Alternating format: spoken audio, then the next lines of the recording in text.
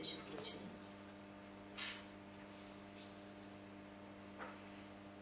Либо я сейчас включу в принудительном порядке, извините. Коллеги, не вынуждайте отключать вас. Отключите добровольно микрофоны. Спасибо. Давай, хорошо, если я отключаю. Все, Ну можно вот, начинать. кто-то попал под санкции. Так, перешли на... нет? Ну, сейчас, ладно.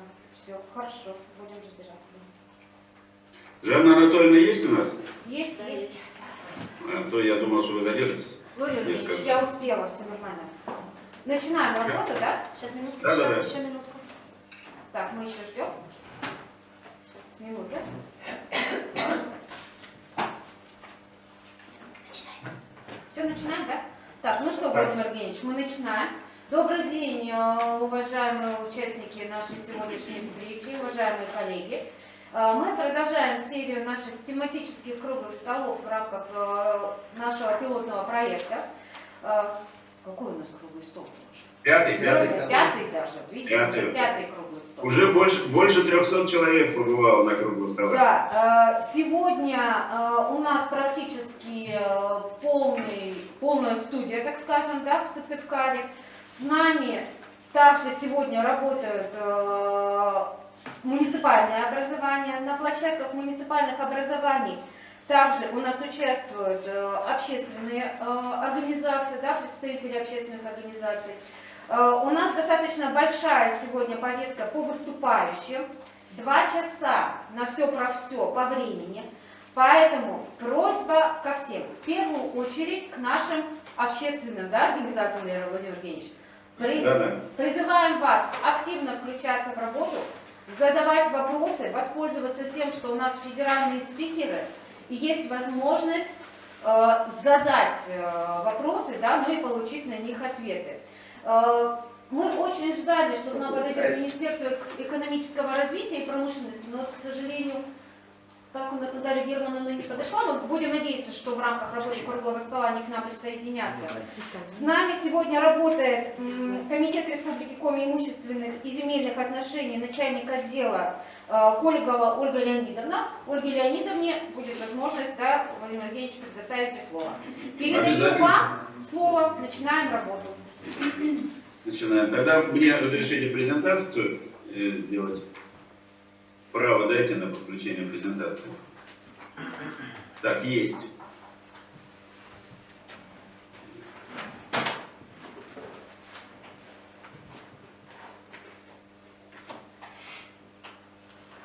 Так.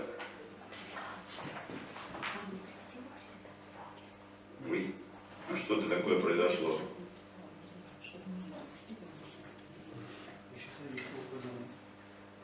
Все. Так, коллеги, начинаем 5-й круглый стол. У нас продолжается работа, и я бы несколько слов буквально хотел сказать по поводу того, что такое пилотный проект. 6 ноября в Республике Коми стартовал по распоряжению главы Республики Куйбы Владимира Викторовича пилотный проект совершенствования механизмов общественного участия в обеспечении жизнедеятельности и развития Республики Коми. Для чего, собственно, основная цель этого проекта? Основная цель – повысить качество управления страной. Сегодня в стране, к сожалению, преобладает в значительной степени ручное управление. Но вы отлично знаете, как президенту после его указаний приходится потом выяснять, почему не платят зарплату врачам, надбавки врачам, работающим с ковидом, почему не выполняются указания по повышению зарплаты научных работников, ну и так далее. Это ручное управление. Такой гигантской страной управлять в современном мире, особенно в условиях, когда у нас очень сложная внешняя обстановка, невозможно. Как совершенствовать механизм управления? Непростой вопрос, весьма. Образцов у нас нет.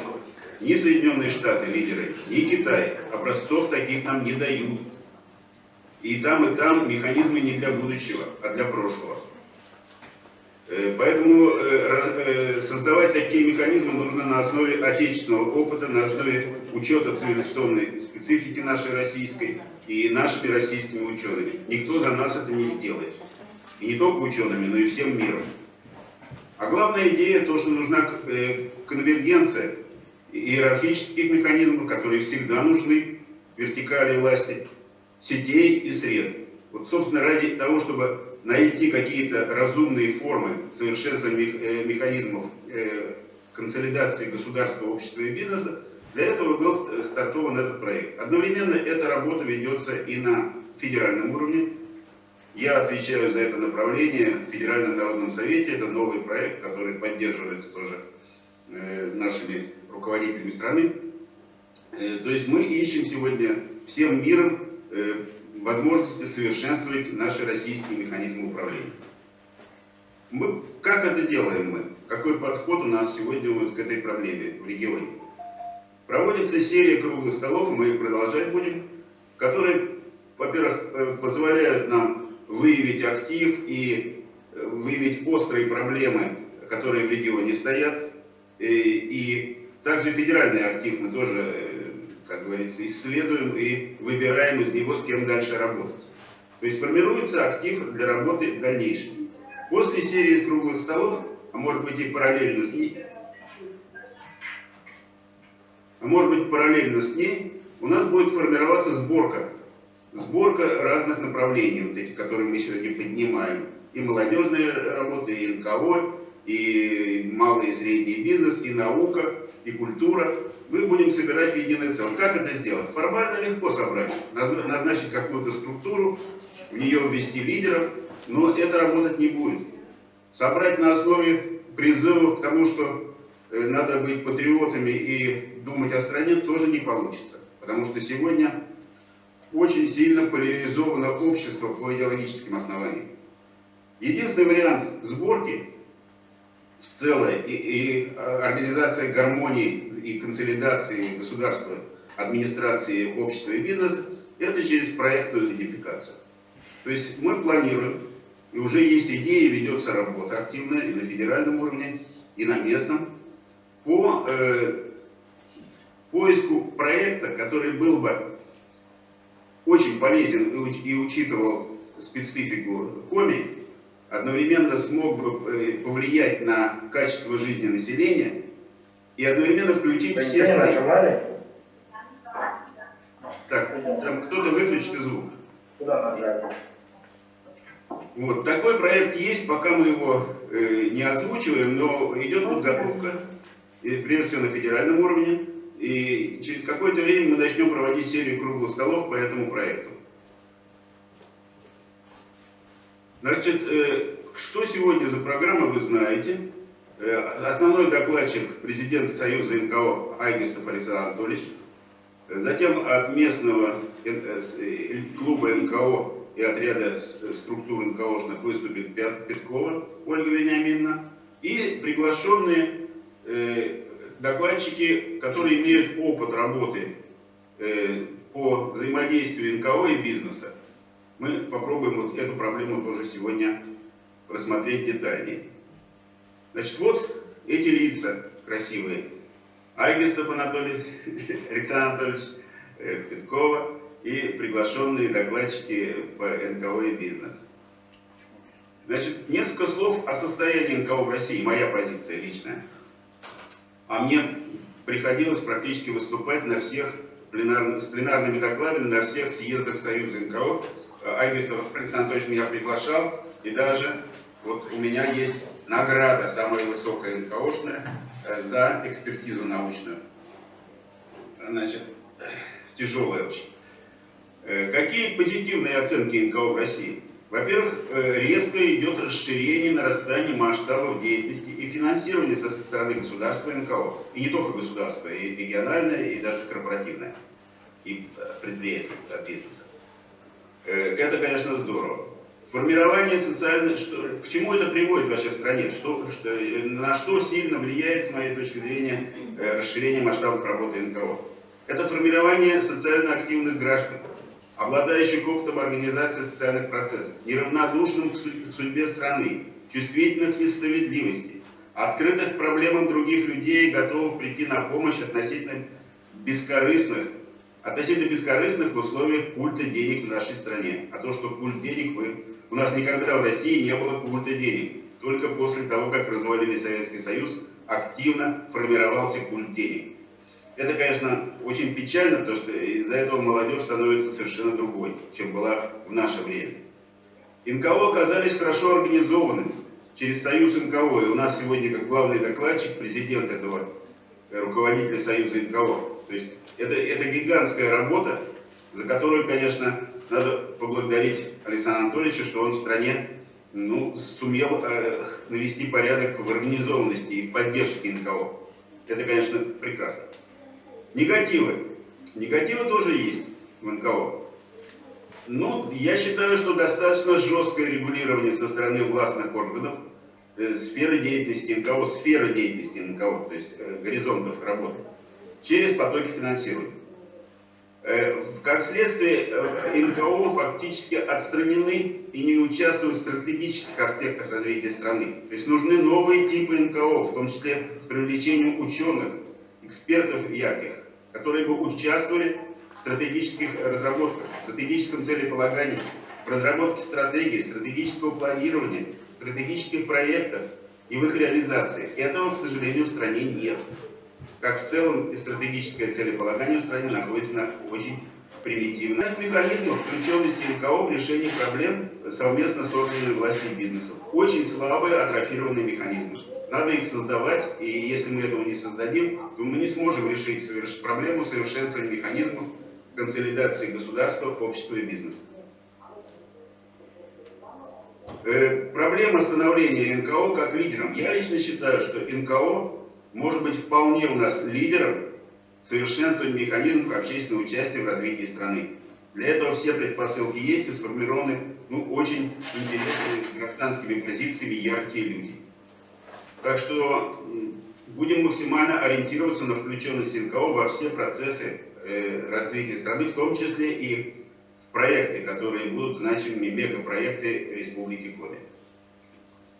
На этом я вводное выступление заканчиваю и передаю слово главному докладчику.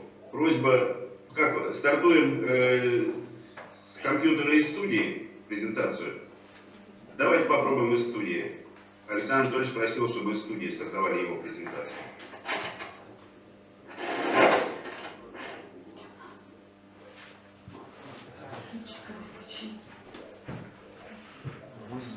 Есть такая возможность стартовать из студии презентацию Айвинского Александра Анатольевича? Владимир Ильич, Да, хорошо.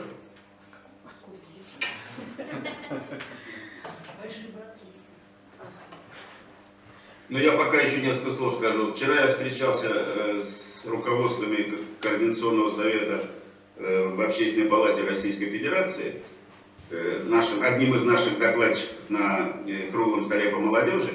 Она возглавляет этот совет, и не только она возглавляет эти структуры, она возглавляет еще и фактически молодежные движения в крупных корпорациях страны. В том числе тех корпорациях, которые работают на территории Республики Коми. Ну и у нас целый ряд возник идей и проектов, как расшевелить молодежные движения в Республике Коми, какие создать новые структуры и как включить их потом в проектную работу. Получается стартовать? Владимир Евгеньевич, вы нас слышите? Он залез.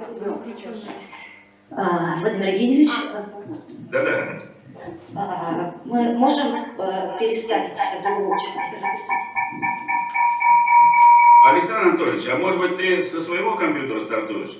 У тебя толкни свою презентацию, а тебе дадут право. Да. Да и он, естественно, с темой стратегии. Отключите, Людмила, у нас куча тут народу, как Я все слышала. Как это? Так, давайте мы другой вариант попробуем. Вы даете право Александру Анатольевичу стартовать презентацию, а он стартует со своего компьютера. Была проблема с компьютером, но сейчас вроде бы решили ее. Забыл зарядное устройство. Так, а слышно меня, нет? Да. Слышно хорошо. Все, понятно. Значит, у меня получается Хорошо, ладно, попробую. Сейчас что-нибудь сделать здесь. Так, демонстрация экрана. Так, Что у меня? у тебя стартована презентация на работе? Сейчас, секунду. Сначала стартуй презентацию, а потом нажми на кнопку демонстрации экрана. Ладно, сейчас попробуем. А не удалось загрузить? Могу зайти в почту, не пускай меня. Секундочку. Так. Они же все цифровики там. Так, теперь открываем. Цифровизация. Сейчас. У меня тут сложная история. Сейчас, секундочку. 6 Касперских у вас там стоит. Так. А в студии нашли презентацию, Александр Анатольевич? Все. О, что-то пошло. Ну, прекрасно. Так, секундочку, сейчас я... Есть, да? Да есть презентация на экране? Ага, хорошо. Хорошо, сейчас. Минутку.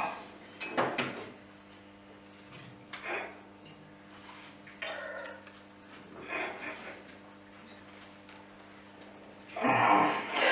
Ну все, теперь видно. Все двигается, если я двигаю, Да. Ну, нормально, да. Ага, хорошо. Постранично сможете листать ее, да? Да, сейчас я ее уберу, У вас посмотрим. она не в PowerPoint, а скорее всего в PDF, да? Да. Вы видите только презентацию, не мешает, да, что у меня на экране лишнее там стоит что-то? Но мы ее не видим, не весь экран видим, к сожалению. А, почему? Поменьше сделать, если как-то. Обрезан снизу.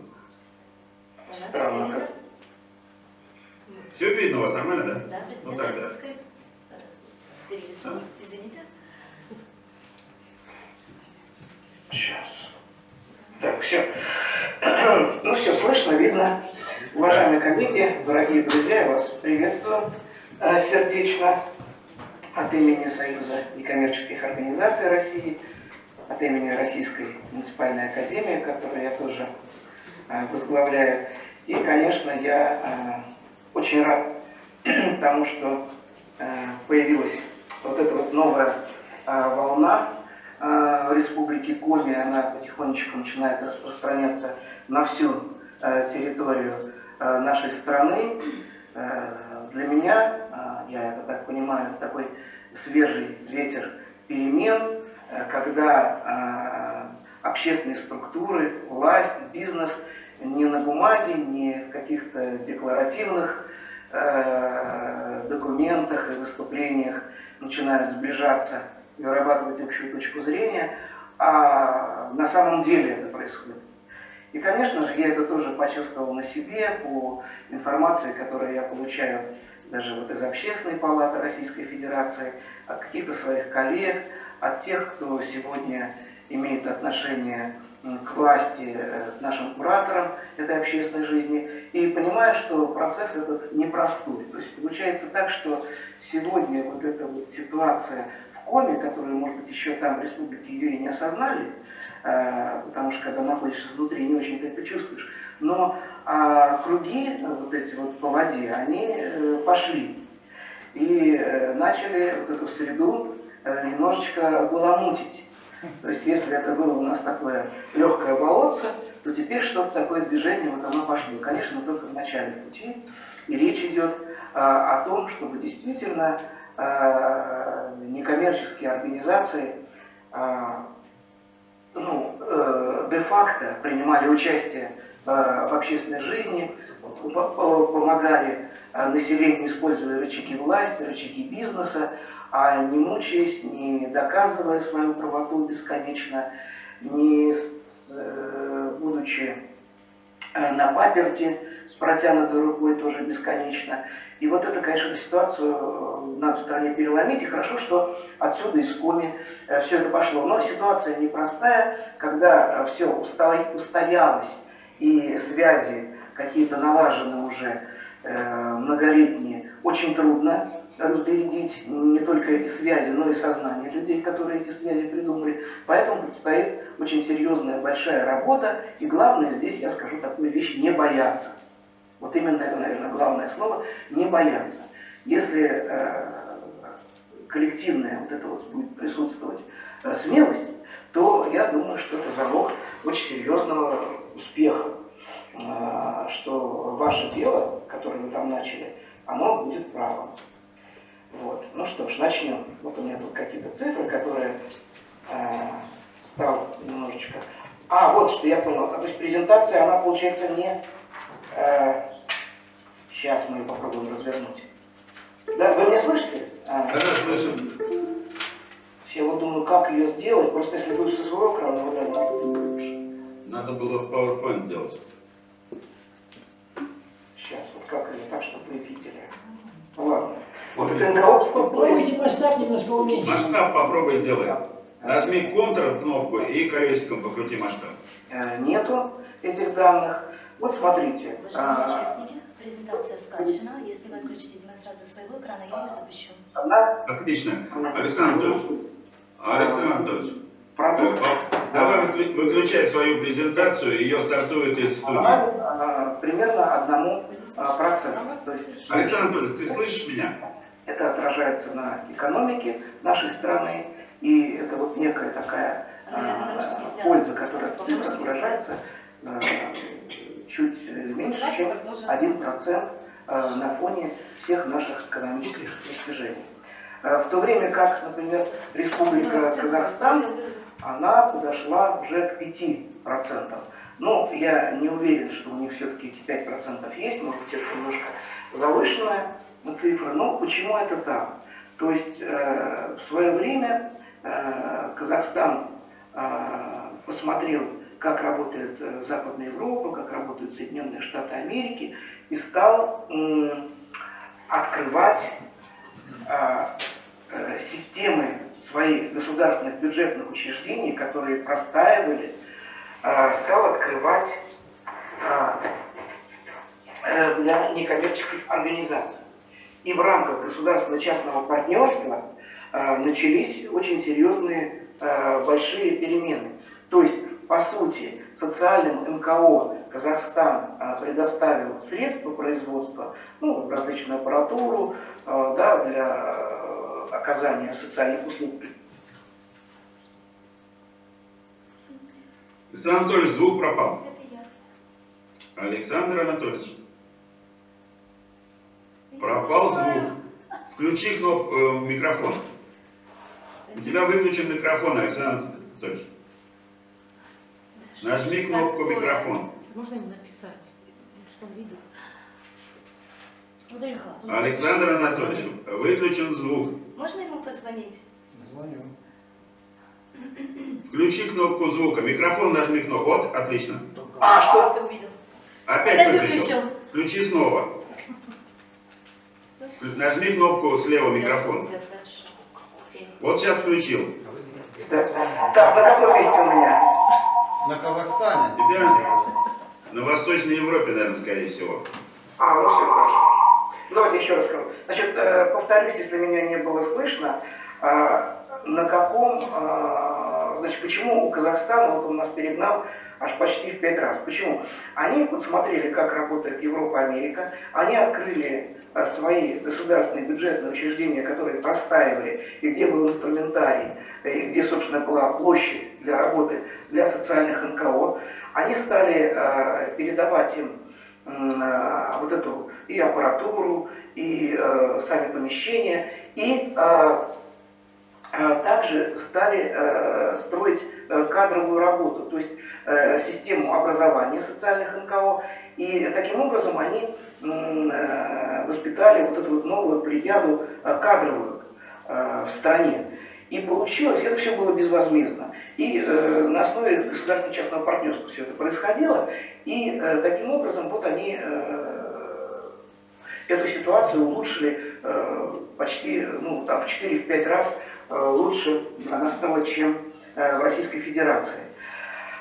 Естественно, от этого экономический эффект такой сильный. В Восточной Европе это имеется в виду те страны, которые наша бывшая Эстония, Латвия, Литва, Вот они, в первую очередь, там Венгрия, Чехия, у них примерно 7-8% экономический эффект от деятельности НКО. У них достаточно большие тоже преференции, гранты, кредиты с небольшим процентом. Вот они тоже так сильно вырвались. Но у них и традиция работы некоммерческих организаций, она была достаточно, традиция, история, она гораздо больше.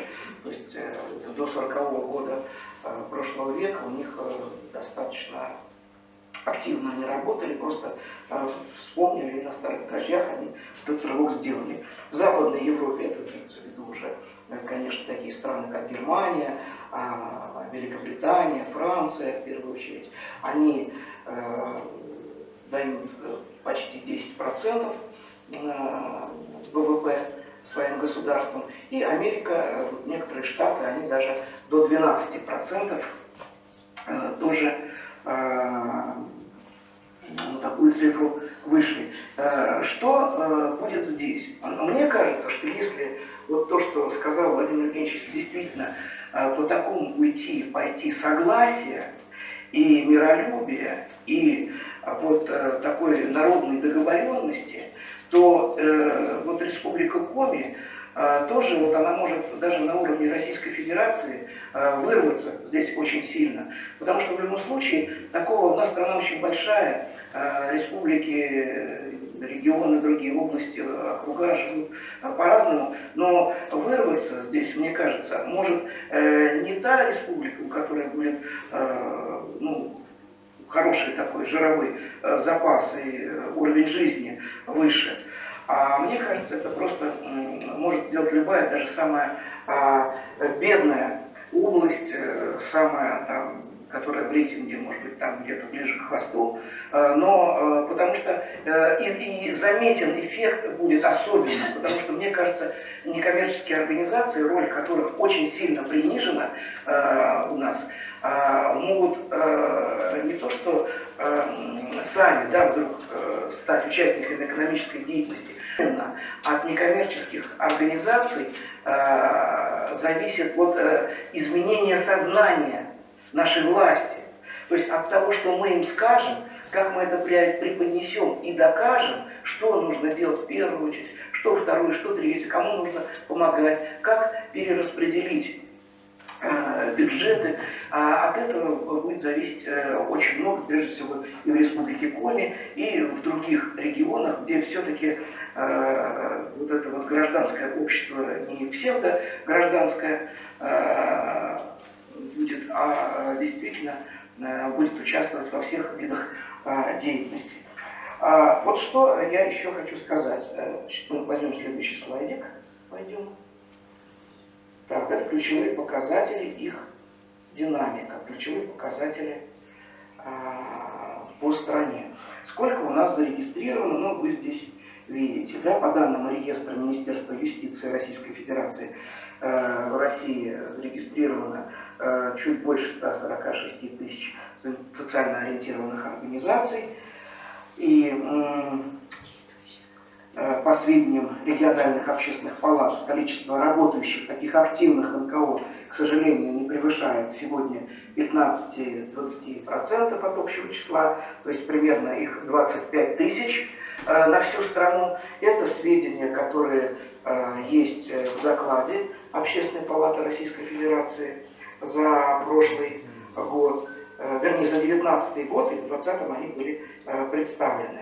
Так что я думаю, что можно верить. И посмотрим дальше. Вот здесь есть у меня про деньги немножко, но мы вернемся к этому слайду. Вот давайте другой слайд. Вот по сферам деятельности посмотрим, что у нас происходит. Примерно так же будет распределяться и в Республике Коми тоже. В процентном отношении, конечно. Вот государственная статистика. Российские НКО, не являясь самыми активными участниками экономической деятельности, уже сейчас наиболее значимо предстают в каких сферах. Вы посмотрите, детские и молодежные инициативы примерно 7 тысяч НКО на страну, но опять которые числятся, зарегистрированы. Здравоохранение 13 тысяч, культурная сфера и межнациональное сотрудничество, сохранение традиций 22, благотворительность 25 тысяч, образовательная сфера 28, Духовно-нравственное патриотическое воспитание 30 тысяч, сфера второго образа жизни, физкультуры и спорта 29 тысяч и социальная поддержка населения 35 тысяч. И теперь вернусь к предыдущему слайду. Давайте вот тоже посмотрим эту цифру, она важна. Вот видите, на счетах, что у нас поступило, это третья колоночка.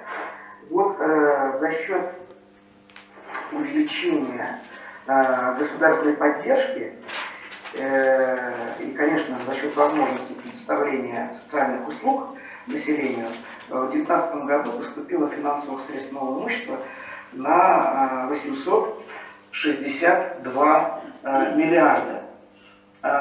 Что это значит? 862 миллиарда. Цифра это очень-очень хорошая. Если мы там примерно 5 лет назад посмотрим эти данные, то там будет немногим больше 600 миллиардов. То есть 4-5 лет вот, сумма эта увеличилась практически в 1,5 раза. Это очень хорошо, несмотря на то, что экономическая ситуация в стране очень сложная.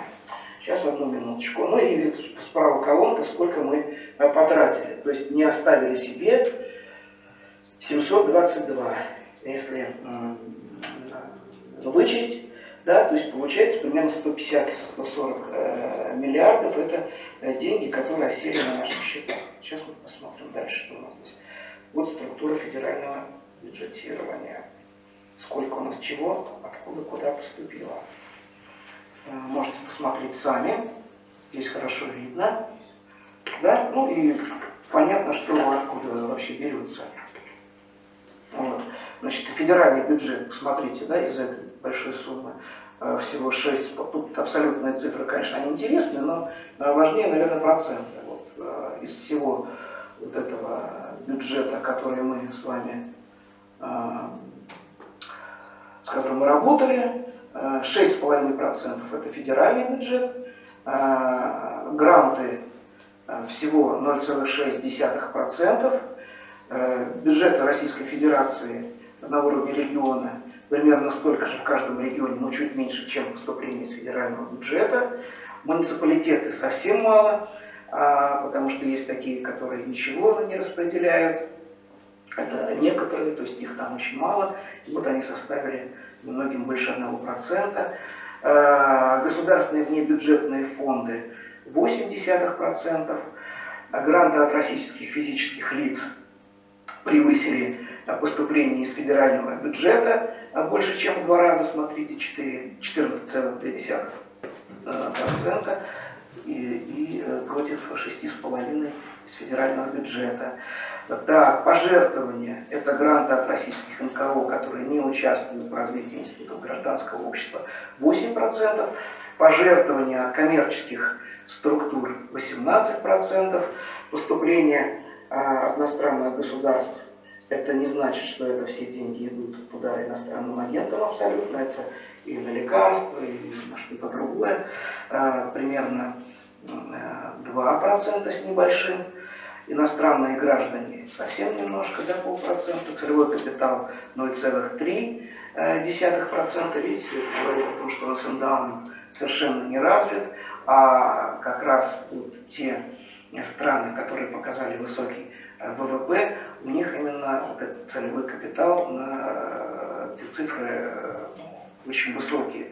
И вот это, наверное, очень важно понять, что доходы, выручка от реализации товаров, работ, услуг, имущественных прав, кроме доходов от целевого капитала, уже мы поняли, что это очень мало, 34%.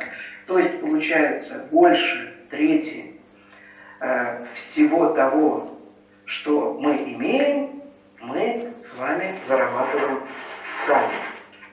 И это очень тоже важно, что мы не потрошаем основные деньги, которые мы с вами зарабатываем. Далее. Минуточку. Смотрим, что будет дальше. Долго. Ну вот тут вот расходы. Давайте посмотрим, это куда мы тратим. Я не буду долго рассказывать, просто поставлю сейчас Давайте посмотрим. По расходам, по левую колонку посмотрим. Так, вот они. Это то, что я сказал, да? 860 с лишним заработали, 722 миллиарда потратили. Вот оплата труда 236. Так, это не миллионов, а миллиардов. Это тут у меня ошибка. Конечно, это миллиардах рублей. 236 миллиардов оплата труда. Налоги, иные платежи 18 миллиардов. Пожертвования, гранты, это которые мы с вами жертвуем. То есть мы привлекаем деньги, и мы жертвуем примерно 121 миллиард. Из них конкретно людям остается 27 миллиардов. Это когда мы в основном помогаем там, в сфере здравоохранения. И в натуральной форме где-то на 7, почти на 8 миллиардов. Это то, что мы дарим, различных подарков. Тоже сумма такая внушительная, я бы сказал. Текущие расходы на содержание и обслуживание организации. Это, понятно, аренда, различные там средства коммуникации. Это вот 165 миллиардов. Расходы на приобретение основных средств, земельных участков 48, смотрите, видите, как не так уж тоже, 48 миллиардов. И на счетах организации, как правильно я в самом начале сказал, 140 миллиардов у нас остается. То есть это эти деньги, которые которые переходят условно с одного года на другой, и они у нас такой резерв. Они, конечно, также могут быть и потрачены по такой же схеме на следующий год, но могут пойти в развитие, на приобретение собственных средств и так далее, и так далее, и так далее. Вот очень важно их, конечно, правильно тратить. И вот здесь посмотрим имущество, да, которое у нас есть. Сейчас одну минуточку, имущество отдельно скажу. Вот оно у нас. Так, НКО, которые имеют собственные помещения, их у нас около 8 тысяч организаций. Да, но это аренда у нас 9 тысяч, это находящиеся в государственной собственности. Я вам скажу, что когда-то я озвучивал другие, примерно было 18, даже 20 тысяч организаций имели аренду государственную или муниципальную. Сегодня эта цифра сократилась почти в 2 раза, но сегодня это не за год, это там примерно за 5 лет. Аренда нежилого помещения, которое в частной собственности, примерно то же самое, было где-то тоже 20. Безвозмездное пользование 19 тысяч, это неплохо, примерно так и осталось. И частная собственность тоже примерно вот так. Ну, немножко там сокращение есть, но не сильное. То есть очень сильно сократилось, может быть, потому что у нас еще и денег нет. Именно вот эта первая цифра аренды нежилого помещения. Так, теперь у нас сколько работает. Вот смотрите, слева. Да, средняя численность у нас около 600 тысяч человек. Смотрите, да, работников. 5 лет назад, вот мне написано, было более 1 миллиона человек. Я помню, как я на съездах, может даже Владимир Евгеньевич Ленский помнит, говорил о том, что у нас похоже и ВВП у нас был 1,1%, и 1,1 миллиона было количество работников в некоммерческом секторе, легко было запомнить. Но вот в 2 раза сократилось количество работников в НКО за 5 лет, и видите, ВВП тоже чуть-чуть снизился. Вот тут видно все, как было на графике. Теперь о добровольцах. Вот тоже справа, сколько у нас их есть. Но я думаю, их гораздо больше на самом деле. Это те цифры, которые получил Минюст, то есть то, что мы подаем с вами. Вот. И можно посмотреть еще на социальные услуги, которые оказывают наши российские НКО и в какой сфере. Вот количество услуг, здесь вернее, видите, в людях, в получателях 66 миллионов. 289 тысяч получили социальные услуги. И вот распределение с левой стороны вы сами. Вот оно.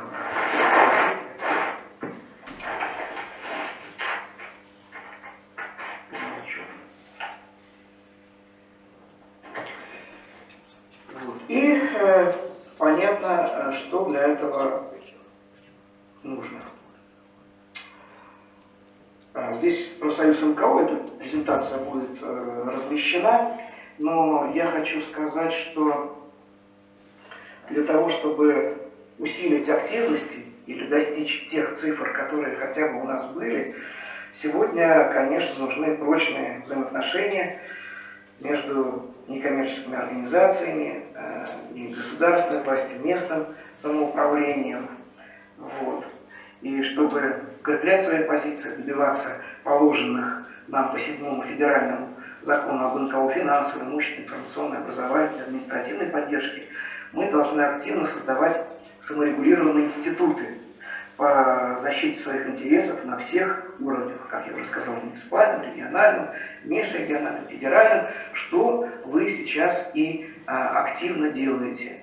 Конечно, вроде как то, что придумал когда-то Владимир Евгеньевич Лепский и Андрей Михайлович Петков, и меня они тоже этим заразили, и, видите, заинтересован в этом очень губернатор Республики Коми.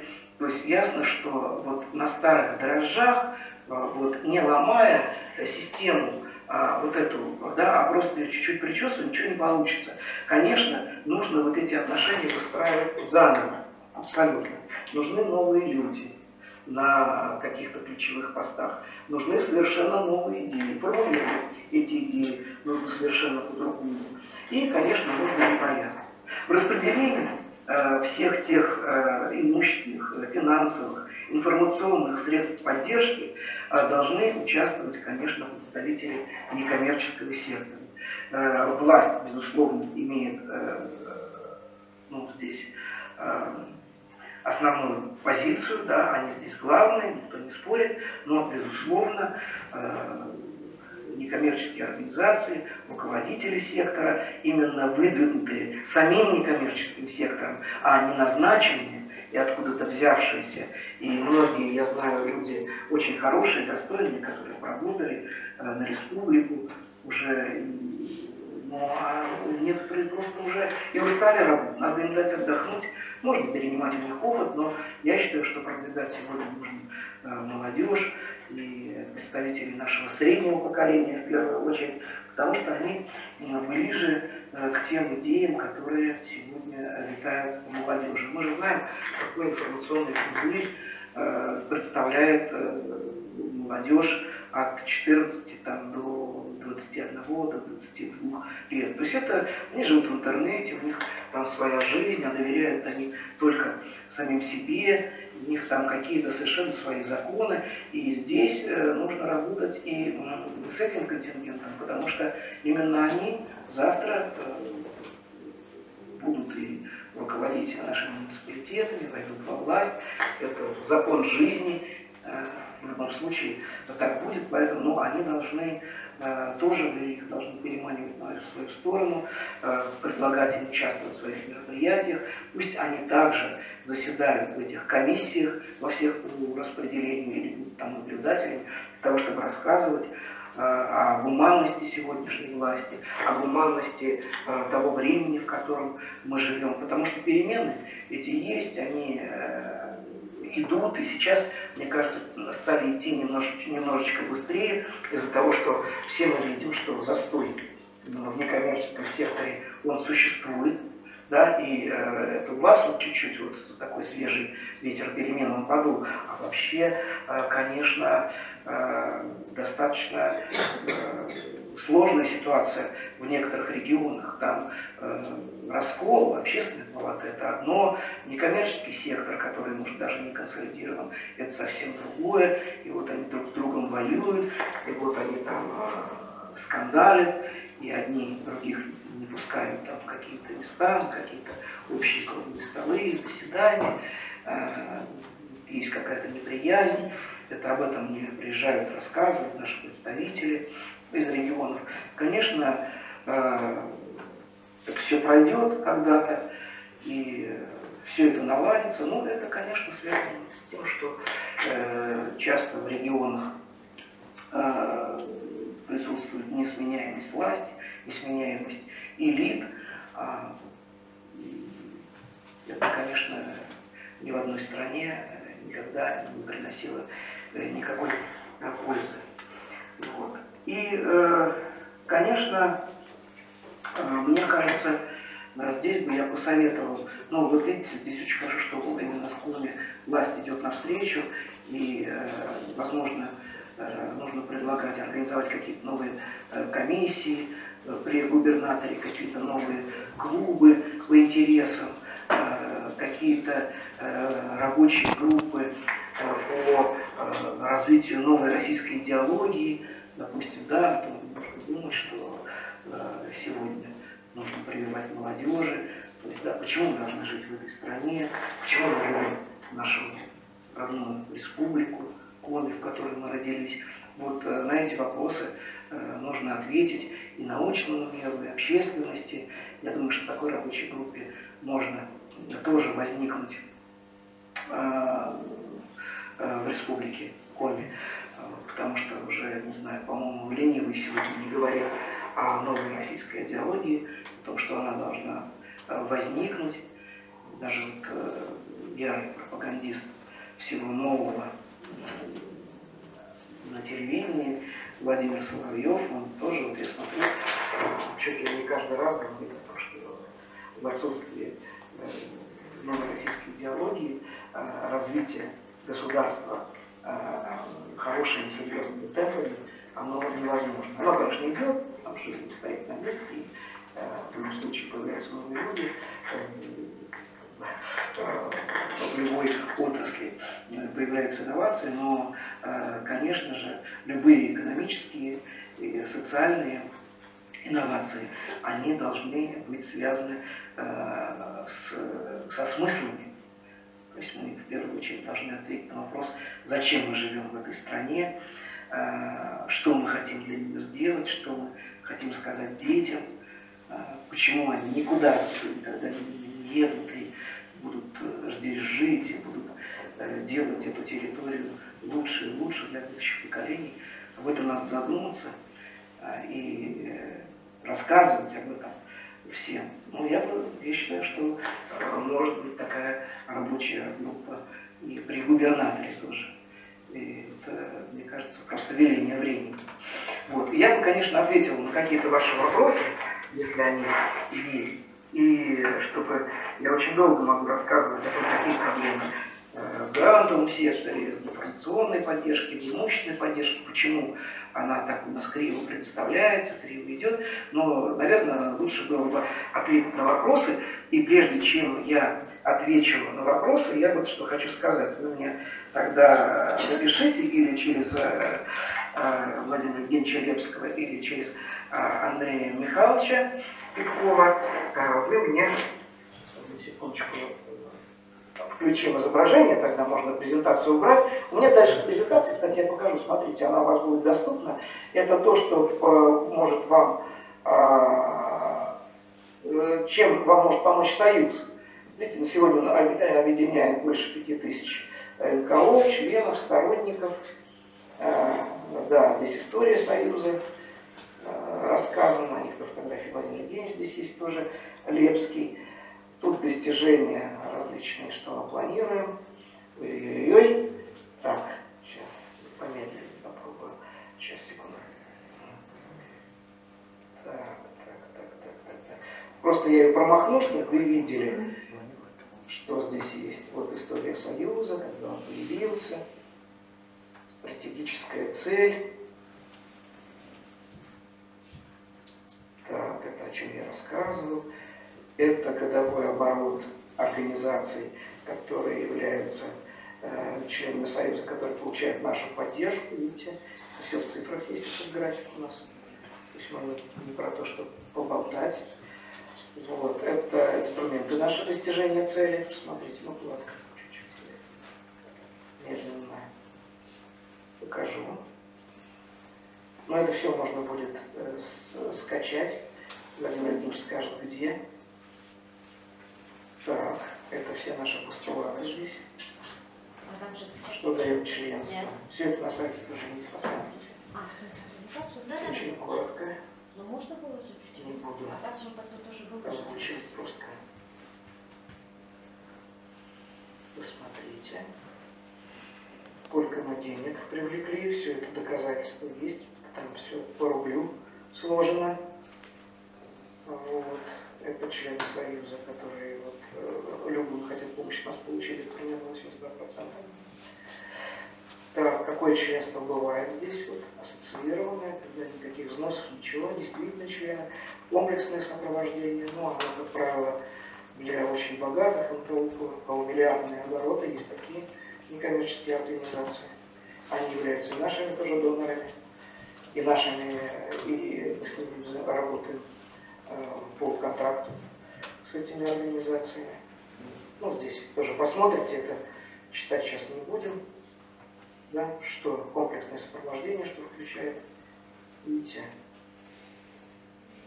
грантовая активность, мы полностью занимаемся грантовой активностью организации тендерного сопровождения, консультирование по всем видам, поддержки, имущественное, информационное, финансовое, так, сопровождение автоматизации, видите, анализ. Александр Анатольевич, будет презентация для всех доступна? Посмотрят они. Давайте лучше на вопросы ответим. Коллеги, задавайте вопросы. Она Потом уже- начнется конкуренция за то, чтобы их задать. Будет заканчиваться Вас время. слышно? Александр Анатольевич, снимите презентацию, да, нажмите на это самое, снять ее с экрана. Пользуйтесь моментом. Удалите презентацию, и тогда... Вот, спасибо. Отлично. Да. Так, коллеги, давайте мы вопросы самые актуальные. Кто хочет задать? Из студии давайте сначала. Дадим возможность студии. Из студии кто хочет задать вопросы? Пожалуйста. Киселев, да? Да, Владимир Евгеньевич, здравствуйте.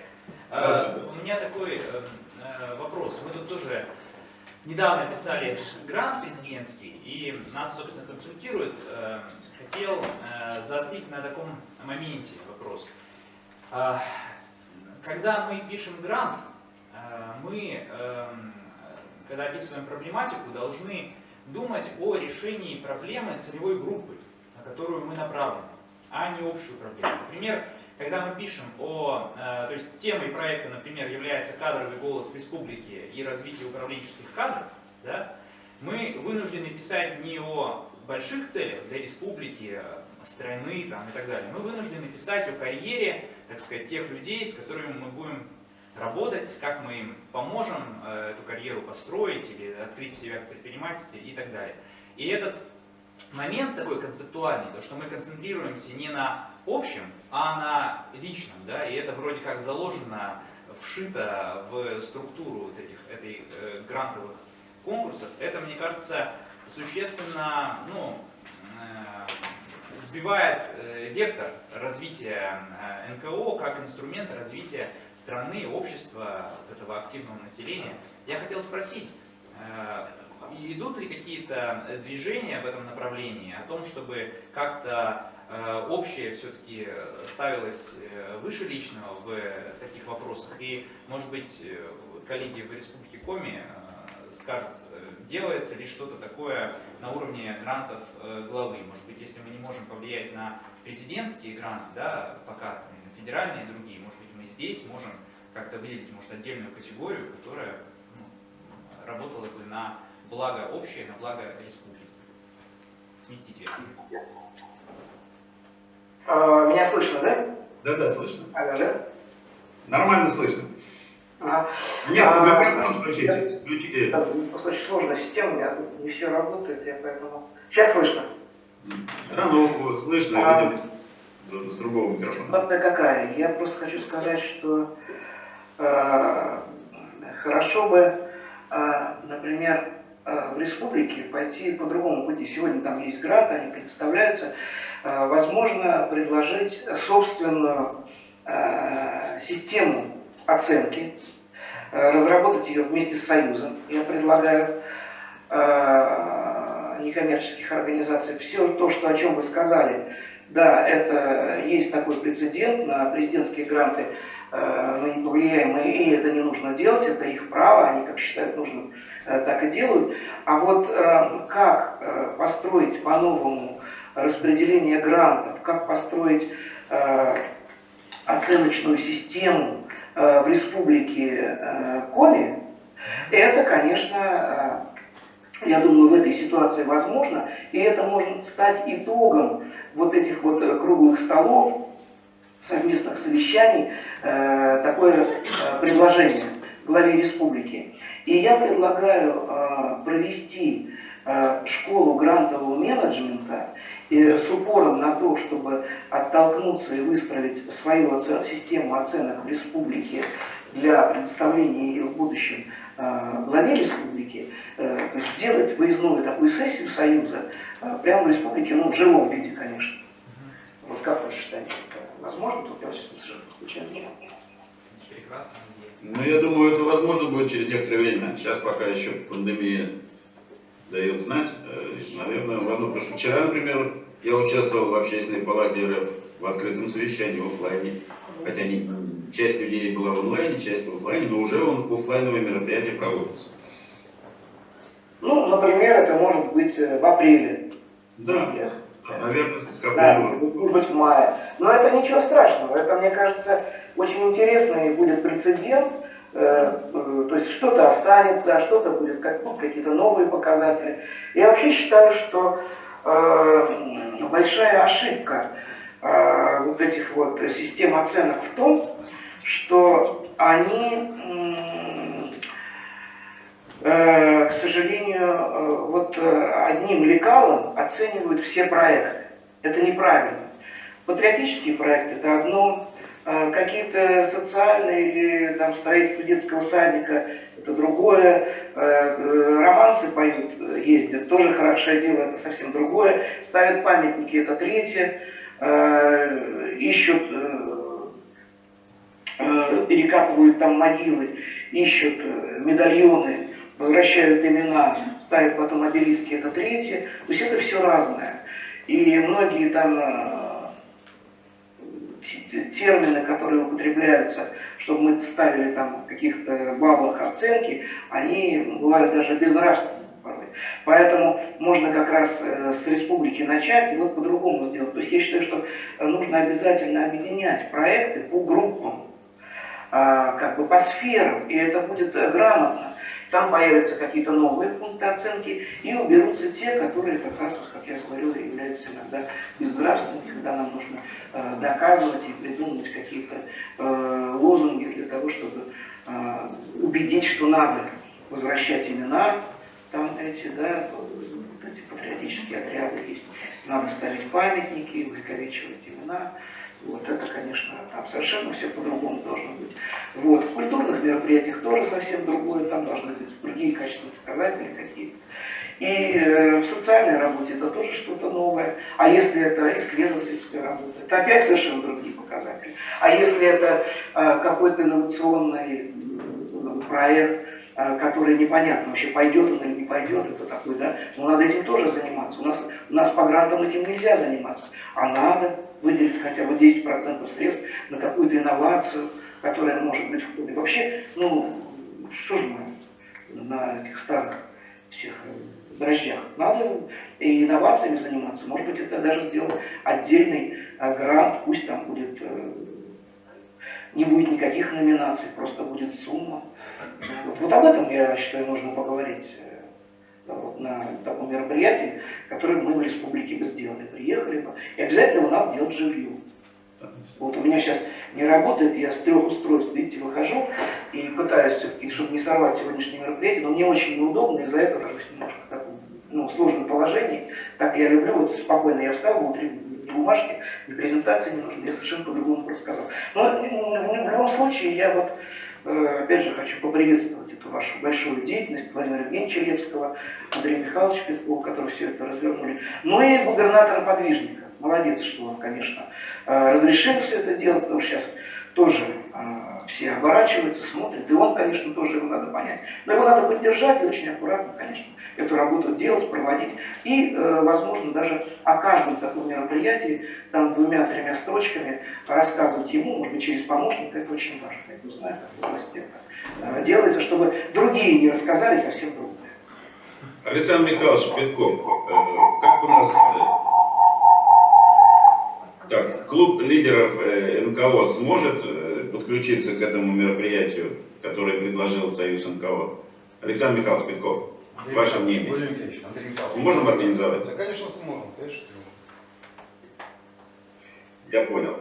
Значит, я думаю, что вот после сегодняшнего круглого стола, я надеюсь, что нам удастся как-то выявить актив представителей НКО, ну и не только НКО, но и администрации, и, возможно, бизнеса, который создаст площадку, это будет искать новую организационную форму активную. Кстати, у меня вопрос. Жанна Анатольевна, у нас кто-то присутствует из Министерства экономического развития? Они, по-моему... Министерство экономического развития у нас не подошли. Но, Владимир Евгеньевич, я предлагаю сейчас нам дать слово Комитету имущественных и земельных отношений Ольге Леонидовне. Ольга Леонидовна. Хорошо, давайте. От администрации у нас Меня хорошо выступление. слышно. Там не слышно, Это а хорошо. участникам на онлайне, да. Давайте, Ольга Леонидовна. Всем здравствуйте. Я буквально, наверное, все-таки немного поговорю, потому что статистика у нас есть. Я не знаю, кто как бы от вас может направить нам, ну, например, в адрес либо комитета, либо на электронную почту, которую я, в принципе, могу оставить, и мы информацию можем направить. У нас подготовлены на сайте, они вывешены методические указания для НКО, да, о том, как надо обратиться по поводу имущества, до имущественной поддержки.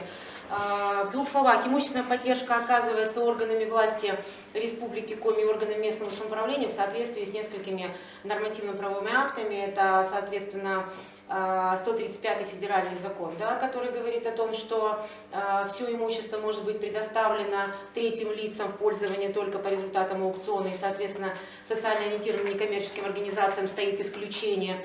Мы можем в соответствии с 7-м федеральным законом, который как раз регламентирует вашу деятельность НКО, и предоставляет необходимые полномочия органам власти местного самоуправления, сформулировать и подготовить соответствующие меры поддержки НКО именно в части имущественной. Я говорю только про имущественную поддержку. Вот. В двух словах о том, какие формы предусмотрены сегодня в Республике Коми. Но у нас есть постановление правительства, в котором предусмотрено предоставление в пользование НКО социально ориентированным организациям имущества, но оно идет на основе конкурса. В исполнении этого постановления принят документ комитетом по имуществу много лет назад. К сожалению, формирование перечня мы остановились в тот момент только на одном объекте, поскольку, чтобы было понимание, я сейчас поясню, почему на одном объекте. Вот этот перечень, который предложен формировать органам власти, он должен быть сформирован и быть свободным от прав третьих лиц. То есть мы должны держать в государственной собственности, насколько вы понимаете, у нас 3 формы собственности, да, государственная, частная, муниципальная. Мы должны содержать в государственной собственности, и тогда имущество, которое могли бы иметь свободным, абсолютно никому не нужным из учреждений, организаций и наших органов власти, и, соответственно, предоставлять в пользование, причем исключительно по требованиям нынешнего законодательства, только НКО. Соответственно, это имущество пришлось бы его содержать, да, на что не предусмотрены соответствующие цели.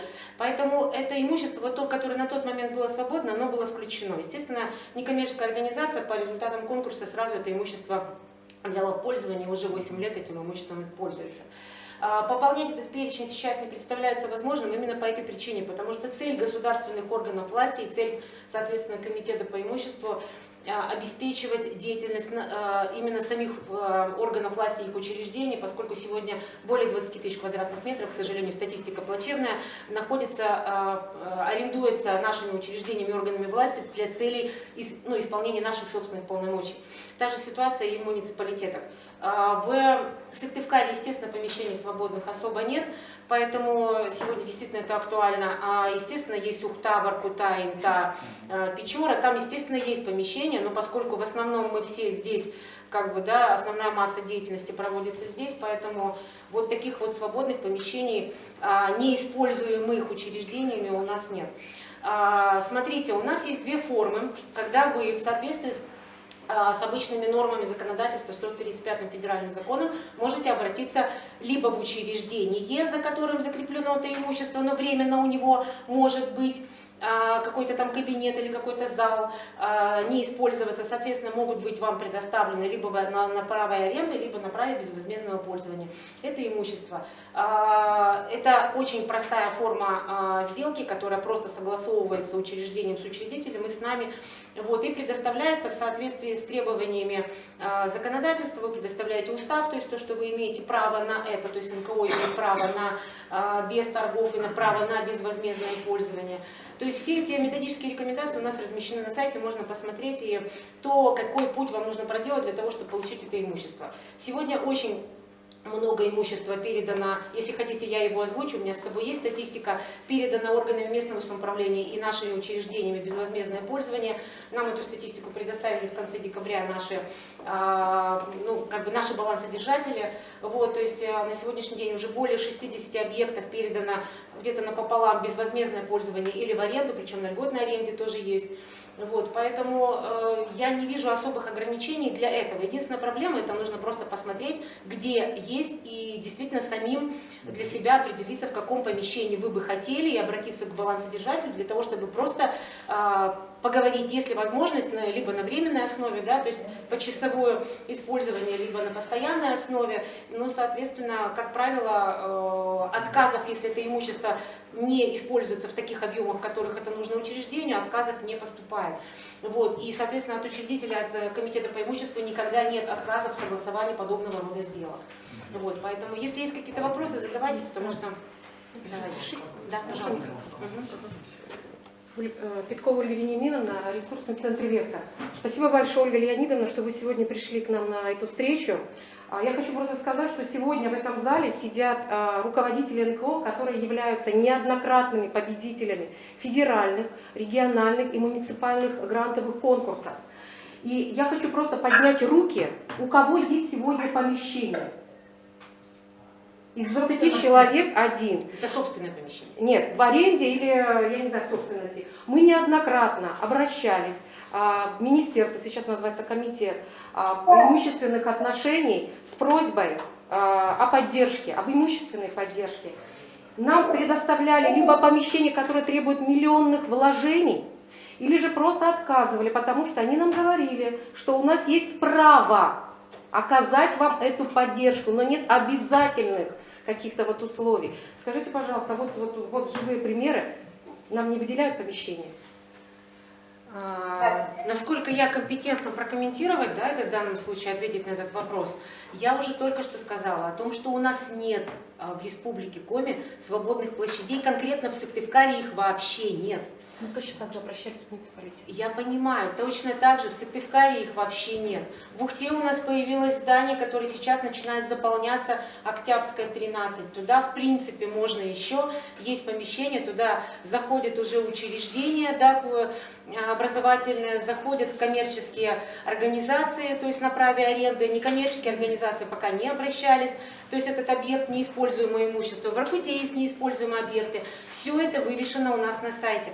В Сыктывкаре помещений, к сожалению, нет. Возможность приобретения, то есть право, это в данном случае реально право, потому что если бы это была обязанность, мы бы должны были тратить бюджетные деньги для приобретения этих помещений, соответственно, держать их в перечне, содержать и предоставлять, ну, неважно, конкурсная или не конкурсная основа, пока законодательство говорит на конкурсной основе, некоммерческим организациям. Мы бы рады были бы это сделать, но это, к сожалению, у нас ограничен ресурс, да, то есть мы обязаны обеспечивать органы власти для осуществления их полномочий. У нас есть предложение. Да, Можно озвучить? У нас от клуба лидеров НКО есть предложение. Мы об этом говорили на конференции республиканского образования. Сделать ревизию тех, и об этом говорил Александр Анатольевич когда-то, ревизию тех помещений, которые неэффективно используются сегодня в образовании, в культуре, социальной защите сделать совместно с вами, с органами исполнительной власти.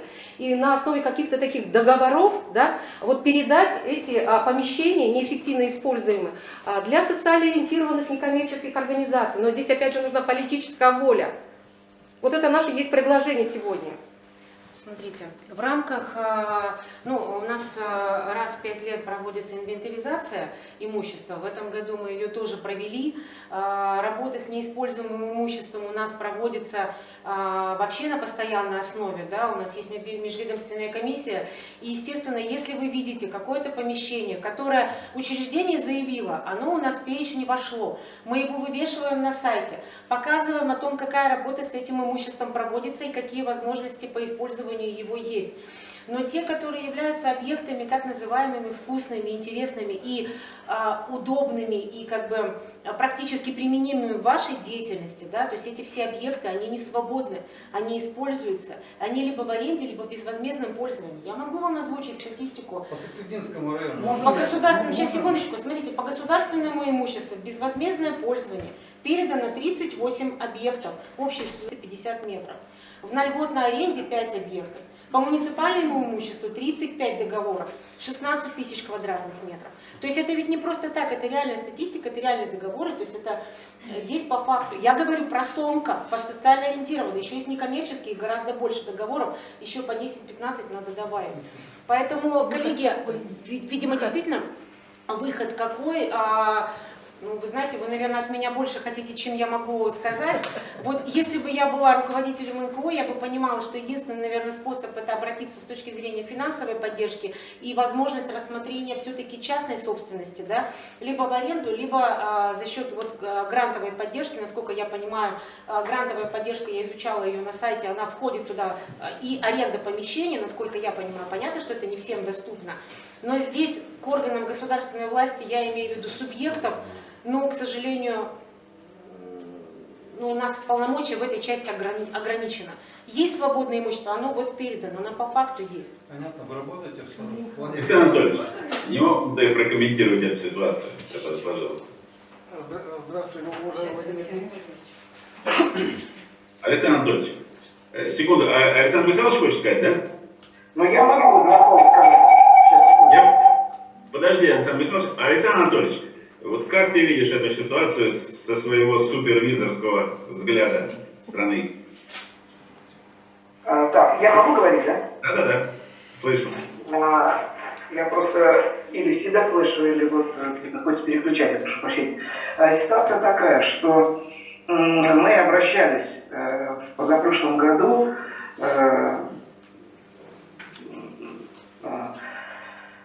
к властям с просьбой разъяснить ситуацию по помещениям. То есть почему постановление правительства, которому уже 9 лет существует там со всеми конкурсами, с разъяснениями, до сих пор не работает. И почему Росимущество и его региональные отделения, там написано в постановлении, что именно они этим должны заниматься, не выкладывают вот эти реестры. Я не знаю, как в Коме, но во многих субъектах федерации, ну практически во всех, этого не существует. То есть там как должно быть? Реестр один, это где мы видим всех, кто сидит на льготной аренде, за какие ставки, за какие деньги, сколько платят, и реестр перспективных помещений. То есть те, которые должны освободиться, или, например, новый глава республики сказал, что я построю такое-то количество домов, и из них будет какое-то количество там на первых этажах или еще где-то предоставлено как раз для социальной сферы, в том числе и для некоммерческого сектора. И вот там может образоваться некая очередь такая. Да, вот кто на это претендует? Есть конкурс, каким образом все это предоставляется. Но когда мы обратились в Росимущество, чтобы нам разъяснили, почему Росимущество и отделение не выкладывают эти реестры нигде, и почему нет вот, какой-то четкой, качественной инструкции и четкого механизма, как организации получить это помещение, что организация должна сделать, там, да, вот, ну, какие-то вот стандарты, то Росимущество нам ответило официально, что, к сожалению, у них есть куратор, ну, это не к сожалению, не писали, к сожалению, почему это не получается. У них есть куратор Министерства экономического развития Российской Федерации, которая, к сожалению, за 9 лет не разработала методики, в которых бы говорилось, какие именно помещения нужно предоставлять некоммерческим организациям. Я просто не комментирую, я просто говорю, что было написано и все. То есть, что это такое, когда я вот позвонил там по телефону, знаешь, что вы имели в виду? Ну, мы имели в виду, там, вот, они должны нам написать, что какой метраж, что почем для кого, подвалы, это, там, где крысы бегают, или это дворцы. Вот это все должно быть прописано в методике, которую Министерство экономического развития не сделало до сих пор. Поэтому, говорит Росимущество, мы не виноваты. И поэтому, типа, раз у нас таких методик нет, то все это постановление, оно, конечно, существует, все хорошо, где-то оно работает, где-то нет. В общем, вы с нас, пожалуйста, нервы нам не трепите. Обращайтесь в Министерство экономического развития. Вот такая, как бы, чуть-чуть с юмором вот это вот такой ответ. Но, конечно, для меня это, я как это понял, что это просто отписка. Вот. И понятно, что никто этим заниматься толком не хочет. Но на уровне республики и на уровне региона это, конечно же, можно сделать самим. И тогда вот эти документы, выкладки, то есть снова быть в авангарде, и новый глава пошлет это туда наверх и скажет, а вот мы в фонде разработали эти методики. Вот мы как решили, что не в подвалах у нас будут сидеть некоммерческие организации, а будут сидеть совершенно в других местах. Вот, в подвалах тоже, если уж ничего нету, но мы постараемся, да, дать самое лучшее. Почему? То же самое обстоит и с информационной поддержкой. Когда мы 5 лет назад добавили, именно съездом это все было провозглашено, мы провели большую работу с Государственной Думой, Совета Федерации, именно на съезде тогда член Совета Федерации говорит, вы какие молодцы, мы добавляем информационную поддержку, через несколько дней президент Российской Федерации подпишет это, и все это будет ратифицировано, это было ратифицировано, и это все есть, появилась информационная поддержка, но на уровне каждого региона, вот чтобы эту информационную поддержку реализовать, а что это такое, мы понимаем, да, это в государственных СМИ будет рассказываться о социальных проектах, о социальных государственных СМИ. Это и интернет-СМИ, это радио, это телевидение, да, это и билборды здесь, все что угодно. То есть для этого нужны регламенты региональные.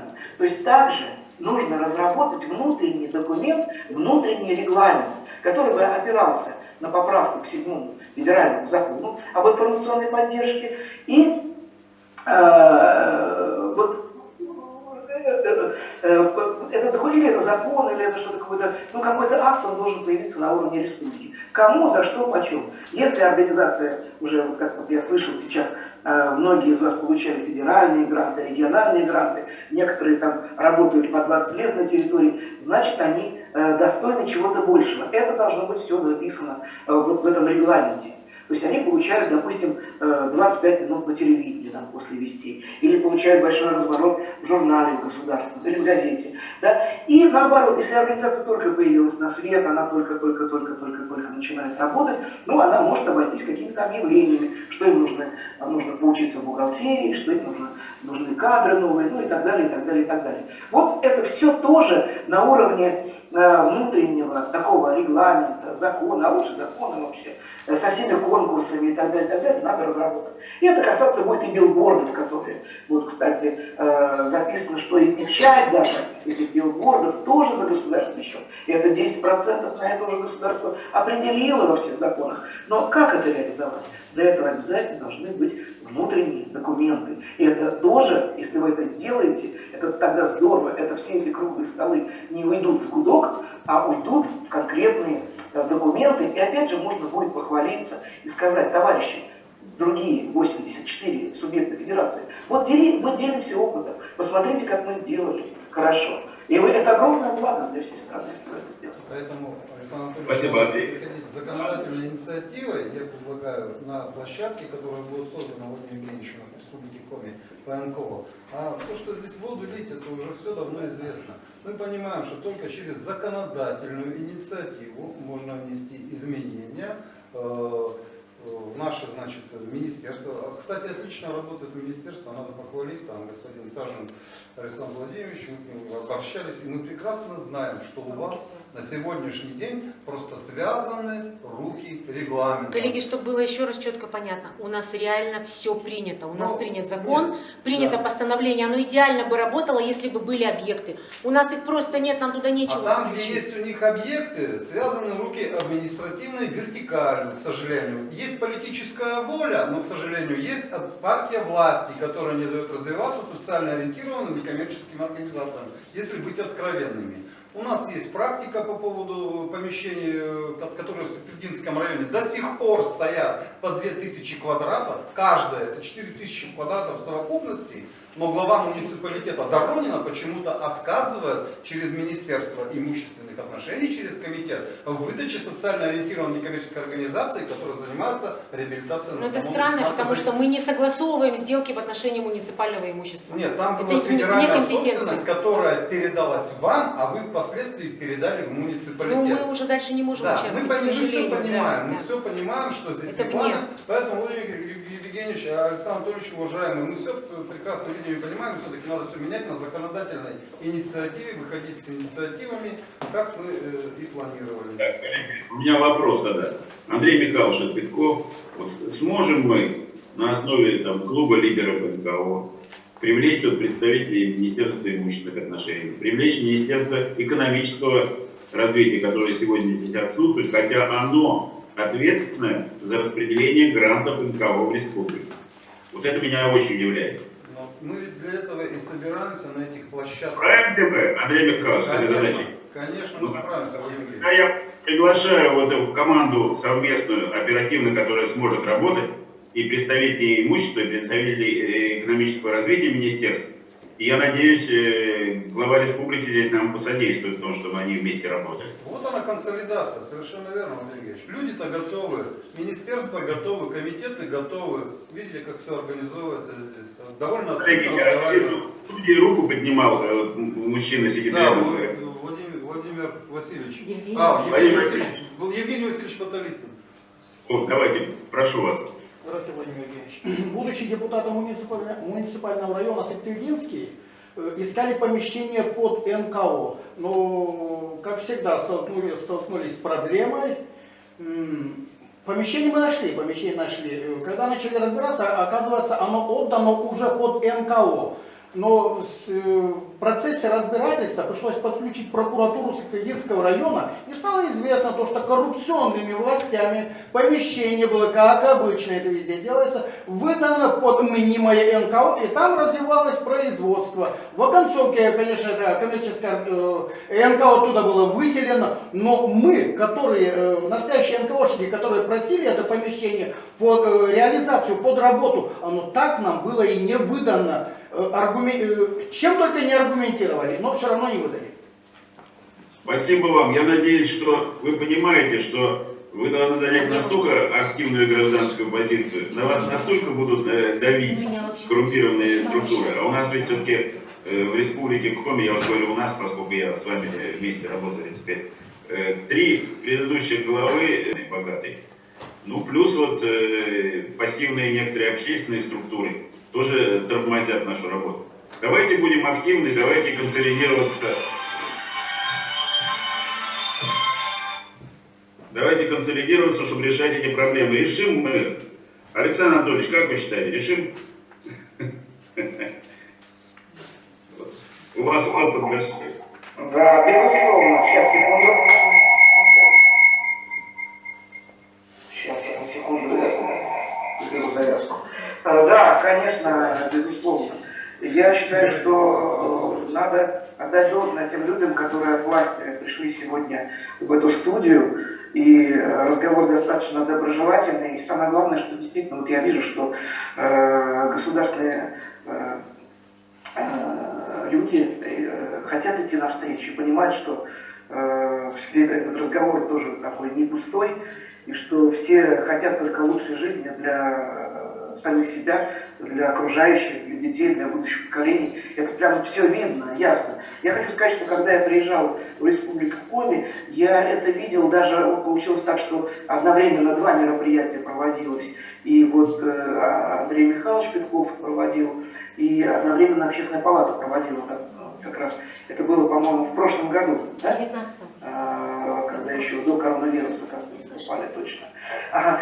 И вот на самом деле я скажу такую вещь, что в принципе все хотят лучшей жизни. И я скажу, что вот на этом мероприятии, которое было в Общественной палате, мы вроде как привыкли туда, ну, говорить, что они немножко там устарелись, да, или там они какие-то обсуждают необсуждаемое, и в итоге ничего потом не развивается. Но я хочу сказать, что я тогда видел представителей власти, самой высокой власти, ну, кроме главы там все были, и видел представителей некоммерческого сектора, и видел чиновников. И вы знаете, там был очень откровенный, тоже хороший разговор. И вот тональность это вот все-таки изменить как-то жизнь к лучшему, она присутствовала и там, тоже на той стороне, и это замечательно. То есть вообще, конечно, это должен быть один узел. Не должна быть вот ситуация такой поляризационной. Там один полюс, здесь другой. Одни так делают вид, что значит, все нормально. Это ненормально. Это ненормально. Это все должно быть в одном месте, где во главе губернатор, руководитель общественной палаты, который должен переговорить со всеми и понять, почему такое недоразумение произошло. А вообще, почему такое недоразумение? Почему собирались в одном месте и в другом месте? Почему это нельзя было вообще слить? То есть разные интересы, или что, чего кто боится-то? Вот это, конечно, но я думаю, что новый глава разберется, раз мы уже вот это все разрешим. Это такое. Вот. И я еще раз вот хочу сказать, что мне очень нравятся люди, которые в областных структурах работают в Республике Коми. Просто не все можно сделать. Видите, даже на самом верху тут такое не разбери, поймешь, творится. Почему? Потому что вот эта вся сфера наша некоммерческая, она находится на задворках общественной жизни в стране. Вот почему. То есть никак не могут понять, ну, вот на самом верху, насколько это важно. То есть власть представляет себе вот эту нашу некоммерческую жизнь и гражданское общество каким-то совершенно своим образом, по-другому, не так, как это все на самом деле. Почему-то очень сильно боятся, что люди там что-то будут такое или просить, или что-то критиковать, или как-то злобно себя вести неправильно. А это ведь большая ошибка. На самом деле, вот я был на мероприятии Андрея Михайловича Петкова, да там замечательные все люди, доброжелательные и спокойные, и не было там никаких нервнобольных, и не было каких-то злобных. Наоборот, я получил колоссальное удовольствие и подзарядку от того, что я вообще туда приехал. Я думаю, господи, вот в Москве бы тоже вот так мероприятия проходили. Вот в Москве, наоборот, более вот такая поляризационная вот история. А у вас нет, у вас есть согласие, нет. И вам гораздо легче на маленькой территории добиться вот этой вот справедливости высшей, которая должна существовать. Потому что вы же работаете не для себя. Вы понимаете, что власть не может понять? Что некоммерческие организации работают для других людей. Свои деньги где-то заработают, что-то такое подработают, куда-то им несут, там дадут, чтобы существовала своя организация, там, чтобы кому-то что-то из нее, там что-то еще чуть-чуть разделить, какая-то помощь каким-то другим людям, потому что действительно денег не хватает, это все знают, страна бедная, тоже все знают. Ну что делать? Ну вот мы так живем, да, мы живем ради блага других людей.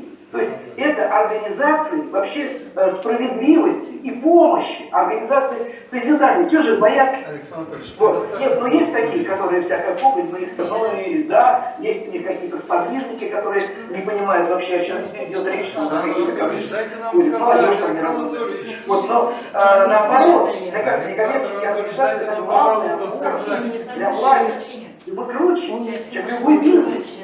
Да мы круче, чем все остальные. Реально, потому что у нас есть своя вера, своя идеология. То, что главное, это человек. Мы помогаем человеку, людям. Вообще для этого все живем. Александр Анатольевич, дайте нам, пожалуйста, сказать. Дорогой Александр Анатольевич, дайте, пожалуйста, сказать. Владимир Евгеньевич, Александр. слово дайте. Он не слышит, он не в наушниках. Выключите звук. Александр, спасибо. Спасибо. Значит, Может, что его не слышно. Александр Анатольевич, вас Короткий комментарий усилить Александра Анатольевича. Александр Анатольевич, совершенно правда, что в Республике Коми действительно уникальный проект благодаря главе республики. Ведь ко мне как-то обратились достаточно очень высокого уровня и грамотные представители православной церкви. Они заинтересовались этим проектом, ну и предлагали свое сотрудничество и помощь. Но они сказали, первые слова были: мы не ожидали, что в России может стартовать такой проект. Так что Республика Коми в уникальной ситуации совершенно. Представители церкви, мы не ожидали, что возможен старт такого проекта в каком-то из регионов России. Так что давайте работать активно. Кто из студии у нас желающие, пожалуйста? Ольга Вениаминовна, Владимир Евгеньевич. Давайте. Петкова Ольга Вениаминовна, она у нас в плане стоит. Да, спасибо Пожалуйста. большое. Я тоже от лица всего некоммерческого сектора Республики Коми, от клуба лидеров НКО, хочу поблагодарить главу Республики Коми Владимира Викторовича Уйва и заместителя председателя правительства Республики Коми Галину Ивановну Габушевой за то, что сегодня мы имеем возможность открыто говорить, поднимать проблемы некоммерческого сектора. Причем это единственная площадка, на которой мы сегодня общаемся все вместе. Я тут доклад подготовила, но много уже сказано. Хочу остановиться на несколько принципиально важных вещах. Сегодня в Республике Коми на сегодняшний день зарегистрировано 1248 НКО, но практически действующих живых НКО это немного. И этих НКО может сократиться, потому что если действительно не создать эти условия. И для этого нужно единственное условие, это политическая воля главы Республики Коми. И мы сегодня ощущаем, что она действительно есть, она появилась. По федеральному закону действительно 7-96 года государственная поддержка оказывается имущественная, финансовая, это все предусмотрено, об этом говорили. Но сегодня в Республике Коми поддерживается только это грантами, в виде грантов. И сегодня на самом деле, я это выражаю мнение общее, устали от этого. Федеральный республиканский закон, который был принят в 2011 году, вот я хочу сейчас просто его показать, он практически не обновлялся. Последнее обновление это было в 2017 году о поддержке некоммерческих организаций. Я хочу показать два закона. Это Ханты-Мансийский автономный округ, состоит из 16 страниц. Последний раз обновлялся в 2018 году, а Тамбовская область это в 2020 году. Наш же закон о поддержке НКО только всего лишь 5 страниц. Еще хочу остановиться на такой вот вещи. В 2015 году наш президент Владимир Владимирович Путин, он предложил ввести для НКО статуса исполнителя общественно полезных услуг. Вообще весь некоммерческий сектор обрадовался, появилась перспектива, появилась куда двигаться. Но как это произошло у нас в Республике Коми и во многих субъектах Российской Федерации? Значит, что обозначал этот закон? Это, значит, передать до 10% средств социально ориентированным некоммерческим организациям из бюджета. В 2016 году распоряжение правительства Республики Коми номер 396 был утвержден комплексный план мероприятий Республики Коми по обеспечению поэтапного доступа СОНКа к бюджетным средствам.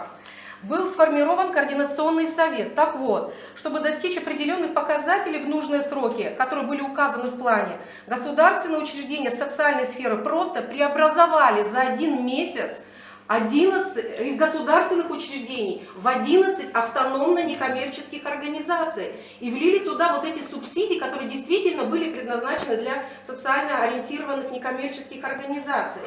Мы по этому вопросу 1,5 года тому назад обращались к председателю комиссии по развитию гражданского общества Дмитрию Владимировичу Сизеву, который представляет эту комиссию в Общественной палате Российской Федерации, поднять этот вопрос на общественное обсуждение. Так он нам что ответил? Я не хочу в этом участвовать, пусть министерства между собой сначала разберутся, я вообще в это не хочу влезать. Вот такой был ответ. Кроме этого, в сентябре 2019 года по нашей настоятельной просьбе ресурсного центра «Вектор» мы заставили Общественную палату провести общественное обсуждение результатов анализа отчета Республики Коми о реализации региональных комплексных планов по обеспечению доступа к СНКО к бюджетным средствам. Эти региональные отчеты собирала Общественная палата Российской Федерации для своего ежегодного доклада. Так вот, в Общественную палату Российской Федерации мы отправили 2 отчета. Один от ресурсного центра, а второй был отправлен отчет от Общественной палаты Республики Коми. Они были абсолютно разные. И в отчете Общественной палаты Коми было указано, что все наши СОНКО, они участвуют в национальных проектах. Так вот, друзья, вот, где мы участвуем с вами. Вот, поэтому... Еще хочу сказать, что на официальном сайте Министерства социальной защиты Республики Коми последний раз координационный совет собирался в июне 2019 года. Хотя этот план, эта программа по 2020 год. То есть вот это все пущено на самотек. Это очень серьезная вещь. Тем более многие субъекты Российской Федерации здорово в этом продвинулись. И поэтому они получают сегодня на конкурсной основе эти все помещения. Это все взаимосвязано. Если ты не входишь в реестр исполнителя общественно полезных услуг, ты не получаешь это помещение, потому что ты должен предоставлять эти услуги. И 18 декабря 2020 года вице-премьер Татьяна Голикова подписала очередной документ, расширяющий возможности участия СОНКО некоммерческих организаций, то есть доступ к бюджетным средствам, уже на 2024 год. Второй этап. Уже второй этап. Мы по первому этапу не продвинулись в этом вопросе никак. Все было формально сделано. Вот. Поэтому это нигде не озвучивается, эти программы не озвучиваются, мы ничего не знаем о них. Только, слава богу, что есть у нас сегодня интернет. Вот. По имущественной поддержке я не буду отдельно останавливаться, было все уже сказано. Какие наши предложения? Вообще у нас наша республика богата добрыми, отзывчивыми людьми, которые сегодня помогают. И отметилась еще такая тенденция, что для участия, для некоторые некоммерческие организации регистрируются уже просто для участия только получения грантовых средств. И забывают, для чего же предназначена на самом деле социально ориентированная некоммерческая, первоначальная ее миссия, первоначальная ее цель. Наше предложение. Мы в ноябре прошлого года с Министерством национальной политики проработали очень хороший комплексную такую работу, участие в этнофоруме. И взяли 2 района, это Усть-Коломский район и город Ухта. И провели там комплексную работу, мы ее до сих пор продолжаем. Первое, уже было сказано, сформировать рабочую группу с включением туда руководителей живых действующих НКО, в том числе клуба лидеров НКО, и создать площадку для дальнейших обсуждений и действий по созданию условий для развития НКО через комплекс мероприятий в Республике Коми. Инициативу по созданию такой площадки может взять на себя сегодня ресурсный центр «Вектор». Предлагаем, рассмотреть вопрос и включить в концепцию пилотного проекта вопрос о создании при главе Республики Коми фонда содействия гражданскому обществу Республики Коми. Такой опыт есть, например, в Башкирии. Вот. Тем более они могли вообще этот фонд заниматься уже исследованиями, тем более у нас общественная палата уже который год не выкладывает отчеты, нет даже 4-й год доклада о развитии, о состоянии гражданского общества Республики Коми, хотя это предусмотрено законом. Дальше. Выйти в Государственный совет Республики Коми от рабочей группы уже законодательными инициативами по созданию условий для развития НКО от общественной организации Коми Войтер, это Коми Народ. Это единственная сегодня общественная организация, которая имеет право законодательной инициативы. Коми Войтер, Коми Народ. Да. Потом, Андрей Михайлович, подожди.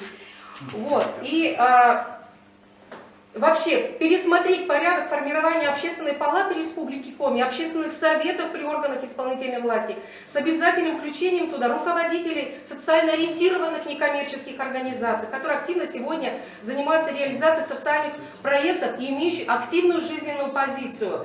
Сегодня в общественной палате Республики Коми и в общественных советах при органах исполнительной власти практически нет руководителей социально ориентированных некоммерческих организаций. И наше сегодня поэтому общество пассивно и отодвинуто. И еще один пункт, на котором я бы хотела остановиться, это создание дома НКО. Эту идею в 2019 году, когда приезжал Александр Анатольевич, мы это обозначали на нашем форуме и даже в Государственном совете Республики Коми. Но вот этот вопрос так и остался просто повисшим. Кроме этого, у нас еще есть другие предложения. Мы это отправили Владимиру Евгеньевичу от нашего некоммерческого сектора, концепцию, да, пилотного проекта.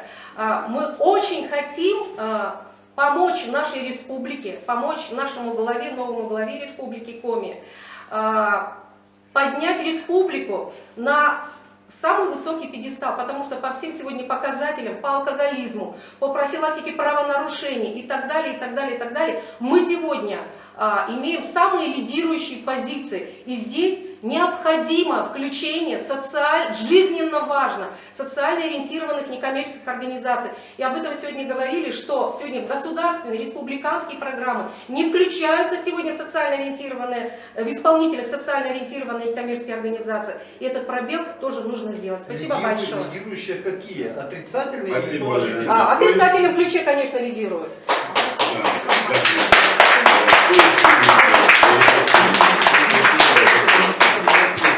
Прошу. Вот надо... Коллеги, в студии есть Давай, желающие? скажи, что чат, скажи чат. Ну там люди просто Люди ждут. ждут. Андрей Михайлович, ты не хочешь добавить что-нибудь? Петков Андрей. У нас сообщение в чате.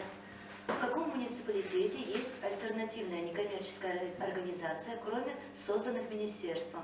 По предоставлению социальных По услуг. предоставлению социальных услуг населения. Ну, тут мы не можем Конечно, это ответить. Минсоц должен отвечать. Жанна Анатольевна, ответьте, вы профессионал. А кто? Да, я боюсь, у нас Нет, внутри не сейчас, создано наверное, ничего. никто не ответит, но у нас вопрос поступил. Потом, да. Мы ответ на вопрос в любом случае дадим. Я напоминаю всем нашим участникам и вновь присоединившимся к нам, что по каждому круглому столу мы формируем электронную, как мы ее назвали, книжную полку, куда мы выкладываем соответствующий материал. Поэтому ответ на данный вопрос тоже мы разместим на этом ресурсе. Позвольте, я отвечу. Хорошо. Студия, кто-то хочет что-то сказать? Андрей Михайлович. Да, Владимир Евгеньевич, тут Ольга Вениаминовна достаточно емко описала всю ситуацию в Республике Коми. Кстати, вам, как федеральным экспертам и как рабочей группе, видно все-таки на каком уровне в Республике Коми и открыто работают социально ориентированные некоммерческие организации. Поэтому, да, вопросы сейчас будут задавать, здесь очень много вопросов. И поэтому все-таки я предлагаю создать площадку, которая должна быть, Владимир Евгеньевич, это ваша привилегия, будем говорить, и наполнять эту площадку дальше для работы и выходить на органы исполнительной власти и на законодательные органы. Я правильно понял, что ресурсный центр «Вектор» готов взять на себя организационный вопрос по формированию площадки? Так точно. При моей при поддержке Министерства национальной политики. Да. Жанна Анатольевна, мы вместе будем все помогать. Жанна Анатольевна. Поможем. Жанна Анатольевна с нами. Вопросы? Давайте вопросы из студии. По ходу. Представляешь? Здравствуйте. Зовут меня Павел Апальков, я руководитель некоммерческой организации «Социальная инициатива». Наша организация занимается социально-психологической реабилитацией наркоалкозависимых. Вот. Значит, вкратце так, нами был создан первый в Республике Коми центр социально-психологической реабилитации, работает на весь регион северо-западный. Эта республика уникальна, у нас есть уникальный пилотный проект, и, в том, и напротив мы занимаем первое лидирующее место по алкоголизации и наркотизации в нашей республике.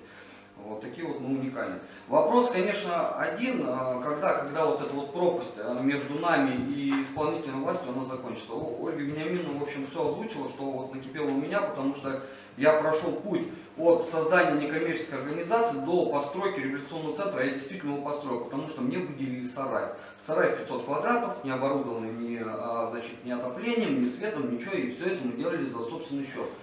Вопрос, значит, еще такой вот. Есть же, когда грантодатель дает нам деньги, он, как бы, как сказать, он думает, что продолжение проекта будет. Вот, мы взяли несколько президентских грантов, один из них вот как раз открытие социально-психологической реабилитации. Мы, значит, так классно на свои деньги его построили, реализовали даже. А что дальше? Что дальше? Коммуналка почти 50 тысяч рублей.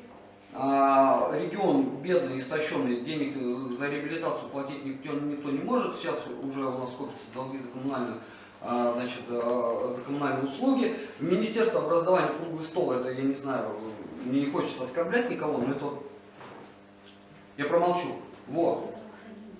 Здравоохранение. И образование, кстати, тоже. Мы пришли с очень классной программой о профилактике детей. Мы больше не хотим говорить о наркотиках, потому что это провоцирует ребят на употребление. У нас есть очень крутая программа ассертивного поведения, тренингов и так далее, которая сейчас реализуется благодаря вот Евгению Васильевичу в Паревицах и в Часово, это пригород. Вот. Мы пришли туда, нам даже назначили куратора, который ни разу не взял трубку и не призвал. Мое предложение, да, перехожу к предложению, от боли к предложению. Я вот готов вот лично свою кандидатуру обучаться и имею на сегодняшний день готовность занимать в общественных советах при министерстве для вот курирования, для развития, для целеполагания, для развития Коми Республики. Вот мое предложение на сегодняшний день. Вот очень много боли, я прошу прощения. Спасибо. Спасибо большое. Значит, я думаю, при такой активной позиции мы все-таки чего-нибудь добьемся. Такие люди, когда есть. Кто еще из студии, кто готов? Меня, наверное, алло. Да, слышно. Меня, наверное, слышно, да? Да, слышно. Да, зовут меня Смирнова Ольга Михайловна. Я являюсь руководителем некоммерческой организации Центр психологической помощи семье и детям Штурвал, чтобы было понятно, чем мы занимаемся. И мы оказываем поддержку приемным, многодетным семьям, а также родителям, которые воспитывают детей с инвалидностью ОВЗ. Вообще, наверное, надо обязательно сказать, что я сама приемная мама, поэтому это моя боль, и я этим занимаюсь. Я работаю в плотном тандеме с двумя организациями еще. Это Ассоциация многодетных семей, здесь они присутствуют, у них около 300 семей в их пуле. И с организацией «Оно прогноз Коми», которая именно поддерживает именно родителей с инвалидностью ОВЗ. О чем я хотела сказать, то что на самом деле вот я работаю уже с 2018 года, и я создаю клубы приемных родителей в городе Сыктывкаре и Республике Коми. То есть на данный момент, то есть это на самом деле, я считаю, что это самая лучшая профилактика именно вторичного сиротства, да, когда отказываются от деток, не справляются. Это самая лучшая, наверное, профилактика эмоционального выгорания. Вот такие вот клубы, где у меня родители приходят, и с семьей попрыгали, побегали, их обучают нас психологи отличные просто. И вот на данный момент могу сказать, что уже я этот проект масштабирую. Мы живем все на грантах, мы на грантовой игле. И с 2020 года мы этот проект уже вывели на республику, уже включились уже 5 районов, и на данный момент уже 8 клубов функционируют у нас по республике Коми. И знаете, важный момент такой, это не то, что мы выехали один раз в район и все, и нас забыли. Нет, я туда езжу каждый месяц, и этих людей просто вот, собираю, их сплачиваю, потому что они не такие простые, они не вышли, и как бы они не раскрываются, с ними нужно работать. Вот, и, грубо говоря, вот сейчас уже у нас такая просто огромная работа ведется. Я, на самом деле, не совсем понимаю, как это все дальше нам как бы, финансово поддерживать. Я уже в республику привлекла около 4 миллионов рублей на грантах. Вот. Поэтому, конечно, вопрос финансирования стоит остро для меня, хотя бы субсидирование. Хочу еще сказать, что вот такую практику клубной работы мы ведем сейчас еще и с многодетными семьями. У нас, на самом деле, в республике Коми сейчас был круглый стол с Татьяной Козловой. Увеличилось количество, насколько я знаю, абортов, да и разводов. Да. Поэтому именно вот такие клубы, вот наша миссия, наверное, это создавать такие сообщества, объединять родителей, помогать им. Вот, соответственно, что меня сейчас беспокоит лично?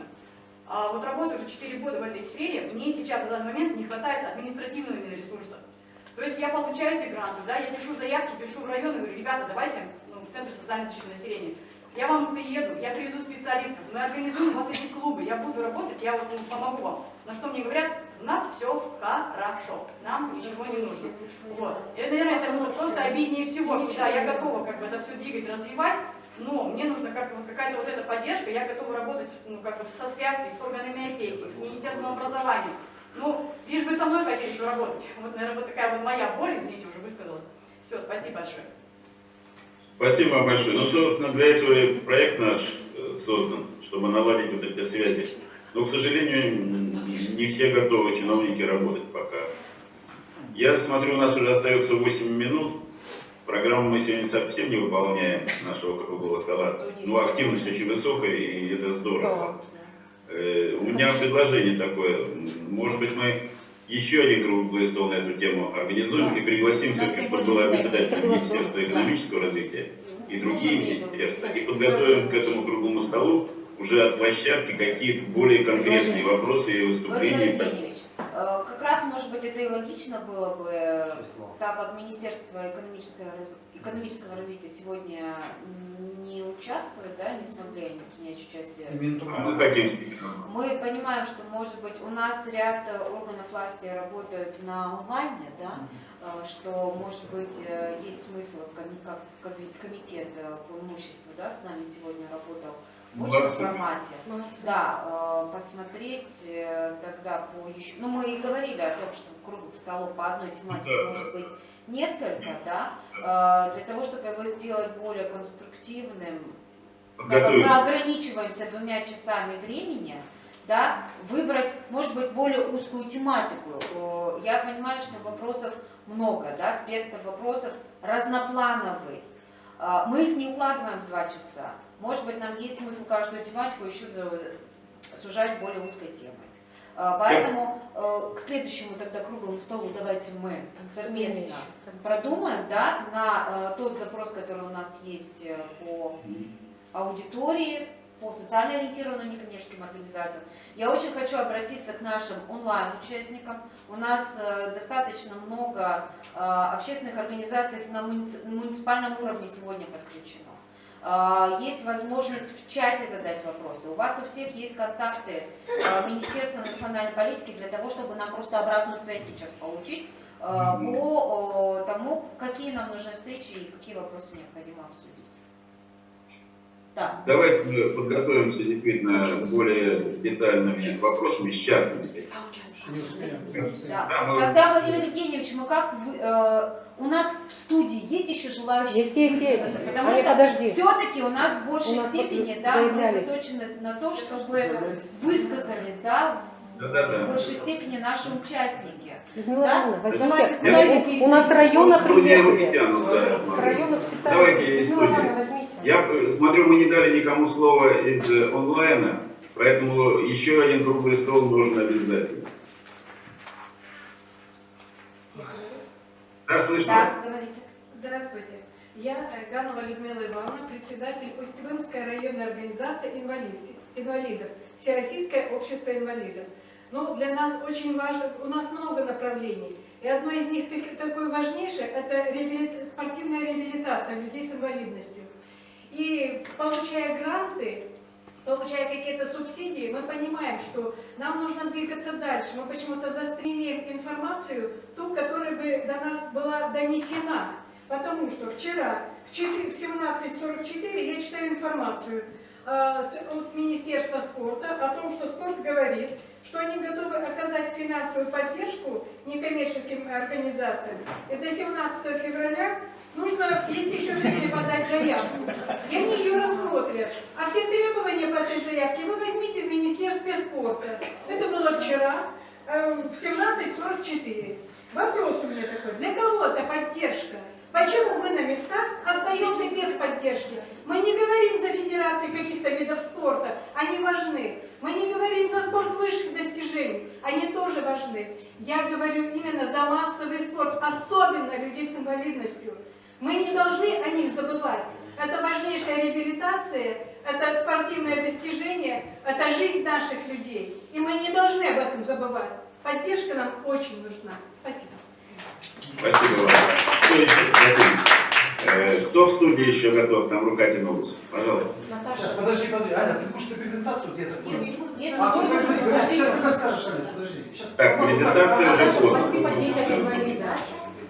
Там смотрю уже много. Давайте, выступайте. Представьтесь. Добрый день. Меня зовут Анна. Я являюсь общественным представителем агентства стратегических инициатив по направлению социальные проекты и специалистом по фандрайзингу при торгово-промышленной палате Республики Коми. Сегодня я принесла презентацию, хочу, чтобы организаторы тоже выложили в общий доступ карты живых НКО. То есть, что это значит? Это такая IT-платформа. Все-таки презентация Нет, пошла? не будет. Это потом. Я выложу в чат. Да, правильно, в чат. И там уже Республика Коми стоит как поэтапное внедрение этой IT-платформы. Сейчас готовится соглашение. Что это за платформа, можно познакомиться. Как раз сегодня мы уже говорили о том, что много НКО не работающих, а на карте живых НКО, в которые данные IT-решения будут браться из открытых источников министерств профильных.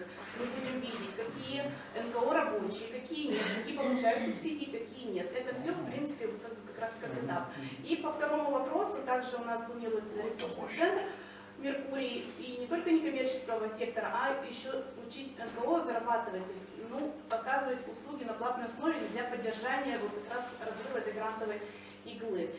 И следующее, что я хотела сказать, тоже готовы объединиться к площадке по развитию НКО, так как являюсь еще формированием агентства стратегических инициатив экосистемы оси НКО. То есть сейчас в 2021 году приоритет уже ставит перед нами задачу, это Владимир Владимирович Путин, то есть это, который входит в наблюдательный совет.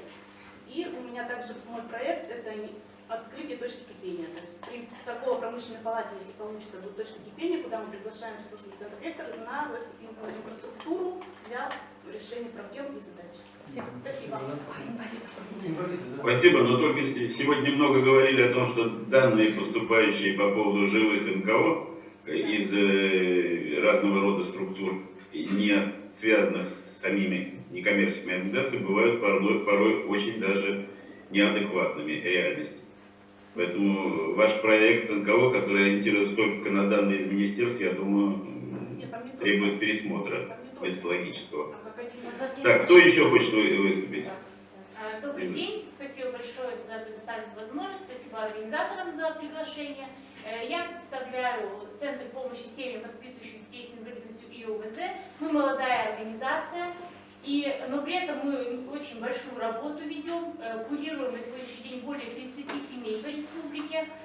Я сама мама ребенка с тяжелой формой аутизма, и никому я не пожелаю в нашем городе, в нашей республике родить такого ребенка.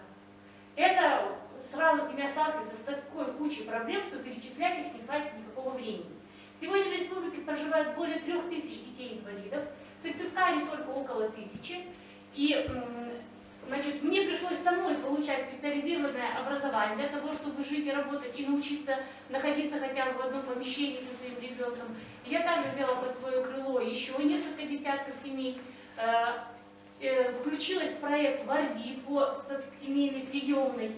И каждый день мне поступают обращения родителей со всей республики по самым огромным и сложным вопросам по исполнению федеральных законов, которые у нас не исполняются, в частности, это 442 закон. Конечно, мы понимаем, что это очень долговременные, большие вопросы. Мы готовы включиться в конкретные рабочие группы. Мы даже не просимся в общественные советы. Вы нас включите в конкретные рабочие группы по конкретным вопросам. Сопровождаемое проживание детей и взрослых с ментальной инвалидностью, социальная передышка для родителей и так далее, трудоустройство сопровождаемое. Это очень большие объемные вопросы, которые у нас в республике вообще не ставятся на должном уровне.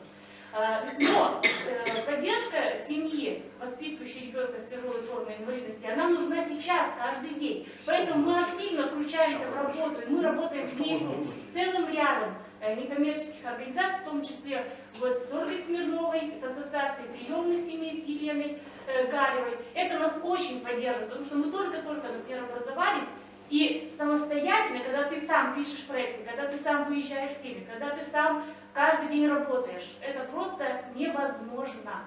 И, конечно, классно, когда у тебя уже большая история, когда у тебя уже куча президентских грантов, но все-таки молодые организации, которые сами работают, у которых есть большой эффект, их тоже надо поддерживать и специальную строку. Теперь для молодых ученых. Есть поддержка молодых ученых, значит, должна быть поддержка молодого НКО. Спасибо. Хорошо. Ну, действительно, крик души у нас идет здесь. Коллеги, предлагаю серьезно подготовиться к следующему круглому столу. И совершенно очевидно, что представительство администрации должно быть более широкое. Целый ряд министерств, которые затронули вопросы, и со спортом связанные, и с образованием, и с культурой, должны присутствовать. Андрей Михайлович, к вам просьба проработать как следует предложение по повестке дня следующего. Сегодня, к сожалению, у нас федеральные представители и эксперты не смогли выступить. Ну, что поделать, слишком живая проблема. Тут невозможно было остановиться, и нельзя было остановиться. Так, у нас, Жанна Анатольевна, все, нам заканчивать надо? Владимир Ильич, разрешите 2 минуты? Я Жанна Анатольевна сейчас прошу. Жанна Анатольевна, насколько у нас критично? 5, ладно. Да. 5? 2 минуты есть у нас, Жанна Анатольевна? Есть. Тогда, пожалуйста, кто хотел выступить? Добрый день. Дольше времени Вовк тратили. Евгений Павлович, я представляю интересы, являюсь одним из учредителей автономной некоммерческой организации Центра духовного развития и правового просвещения «Держава».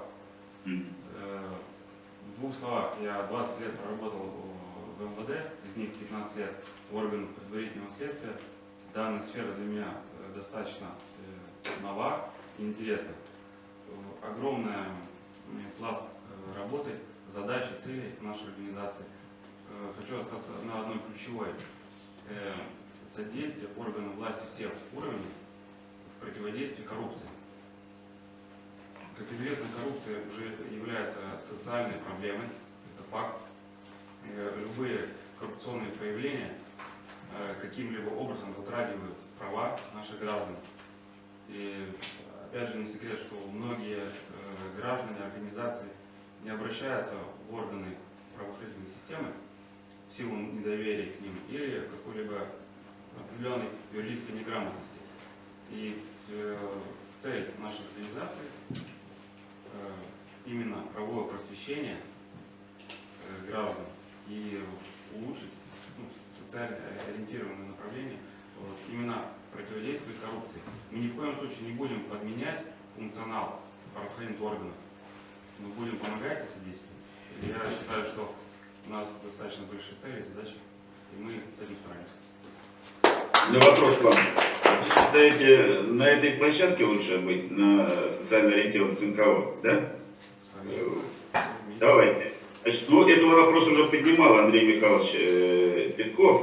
Мы с ним обсуждали. Я просто не стал торопить с этой проблематикой, поскольку на старте нашего пилотного проекта раздражать тех, кто активно занял позицию в коррупции, не стоит. Но тем не менее, я предоставил ему кандидатуру генерала соответствующих ведомств, которые в отставке находятся, но готов тоже с вами работать вместе. Так что давайте объединяйтесь с Андреем Михайловичем, у него тоже идеи были по социально ориентированной работе в контексте борьбы с коррупцией. Я думаю, давайте на этой площадке закрепим эту проблематику. Так, время у нас вышло. Жанна Анатольевна, да? Жанна Анатольевна. Да, Владимир Евгеньевич, у нас время завершается. Давайте завершать круглый стол, но, как говорится, мы не прощаемся, а с перспективой выхода на последующий круглый стол. Ближайшее, может быть, как только подготовят Андрей Михайлович и коллеги, которые сегодня уже как-то сгруппировались вокруг площадки, как только подготовят нам четкую программу следующего круглого стола, посмотрим, как включить туда федералов, кто нам нужен будет для этой повестки. И я думаю, сколько времени надо, Андрей Михайлович, на подготовку следующего стола по этой тематике? Нет, во-первых, следующая неделя короткая, это 3 дня. Да, там праздники. Да, давайте мы будем смотреть где-то первую половину марта, февраль точно нет. На первую неделю марта, Андрей Михайлович, готовим круглый стол, продолжение вот этого стола. В любом случае, я считаю, что сегодня круглый стол удался, потому что была возможность высказаться тех, как говорится, кто этим болеет, да. Мы очень признательны, что у нас приняли участие и муниципальное образование, и наши уважаемые федеральные спикеры. Мы надеемся, что вы к нам вернетесь на последующий круглый стол. Вот. Ну, Владимир Евгеньевич, все, завершаем. Вам заключительное слово. Приносим извинения, что мы не предоставили слово, кто в онлайне у нас, но такая оживленная была сегодня повестка, что такого оживленного круглого стола у нас еще не было. Были более спокойные. Были конфликтные некоторые ситуации, но вот чтобы так активно включилось сообщество НКО, это впервые. Здорово. Я очень доволен. По-моему, задачей мы справились круглого стола. Круглый стол был один из лучших круглых столов, проведенных, 5 столов, которые были. Ну что, я надеюсь, администрация пойдет нам в следующем столе навстречу и примет более активное участие. А Жанна Анатольевна поможет нам их взбодрить. Всего хорошего. Спасибо. Всего доброго. Всем спасибо за работу.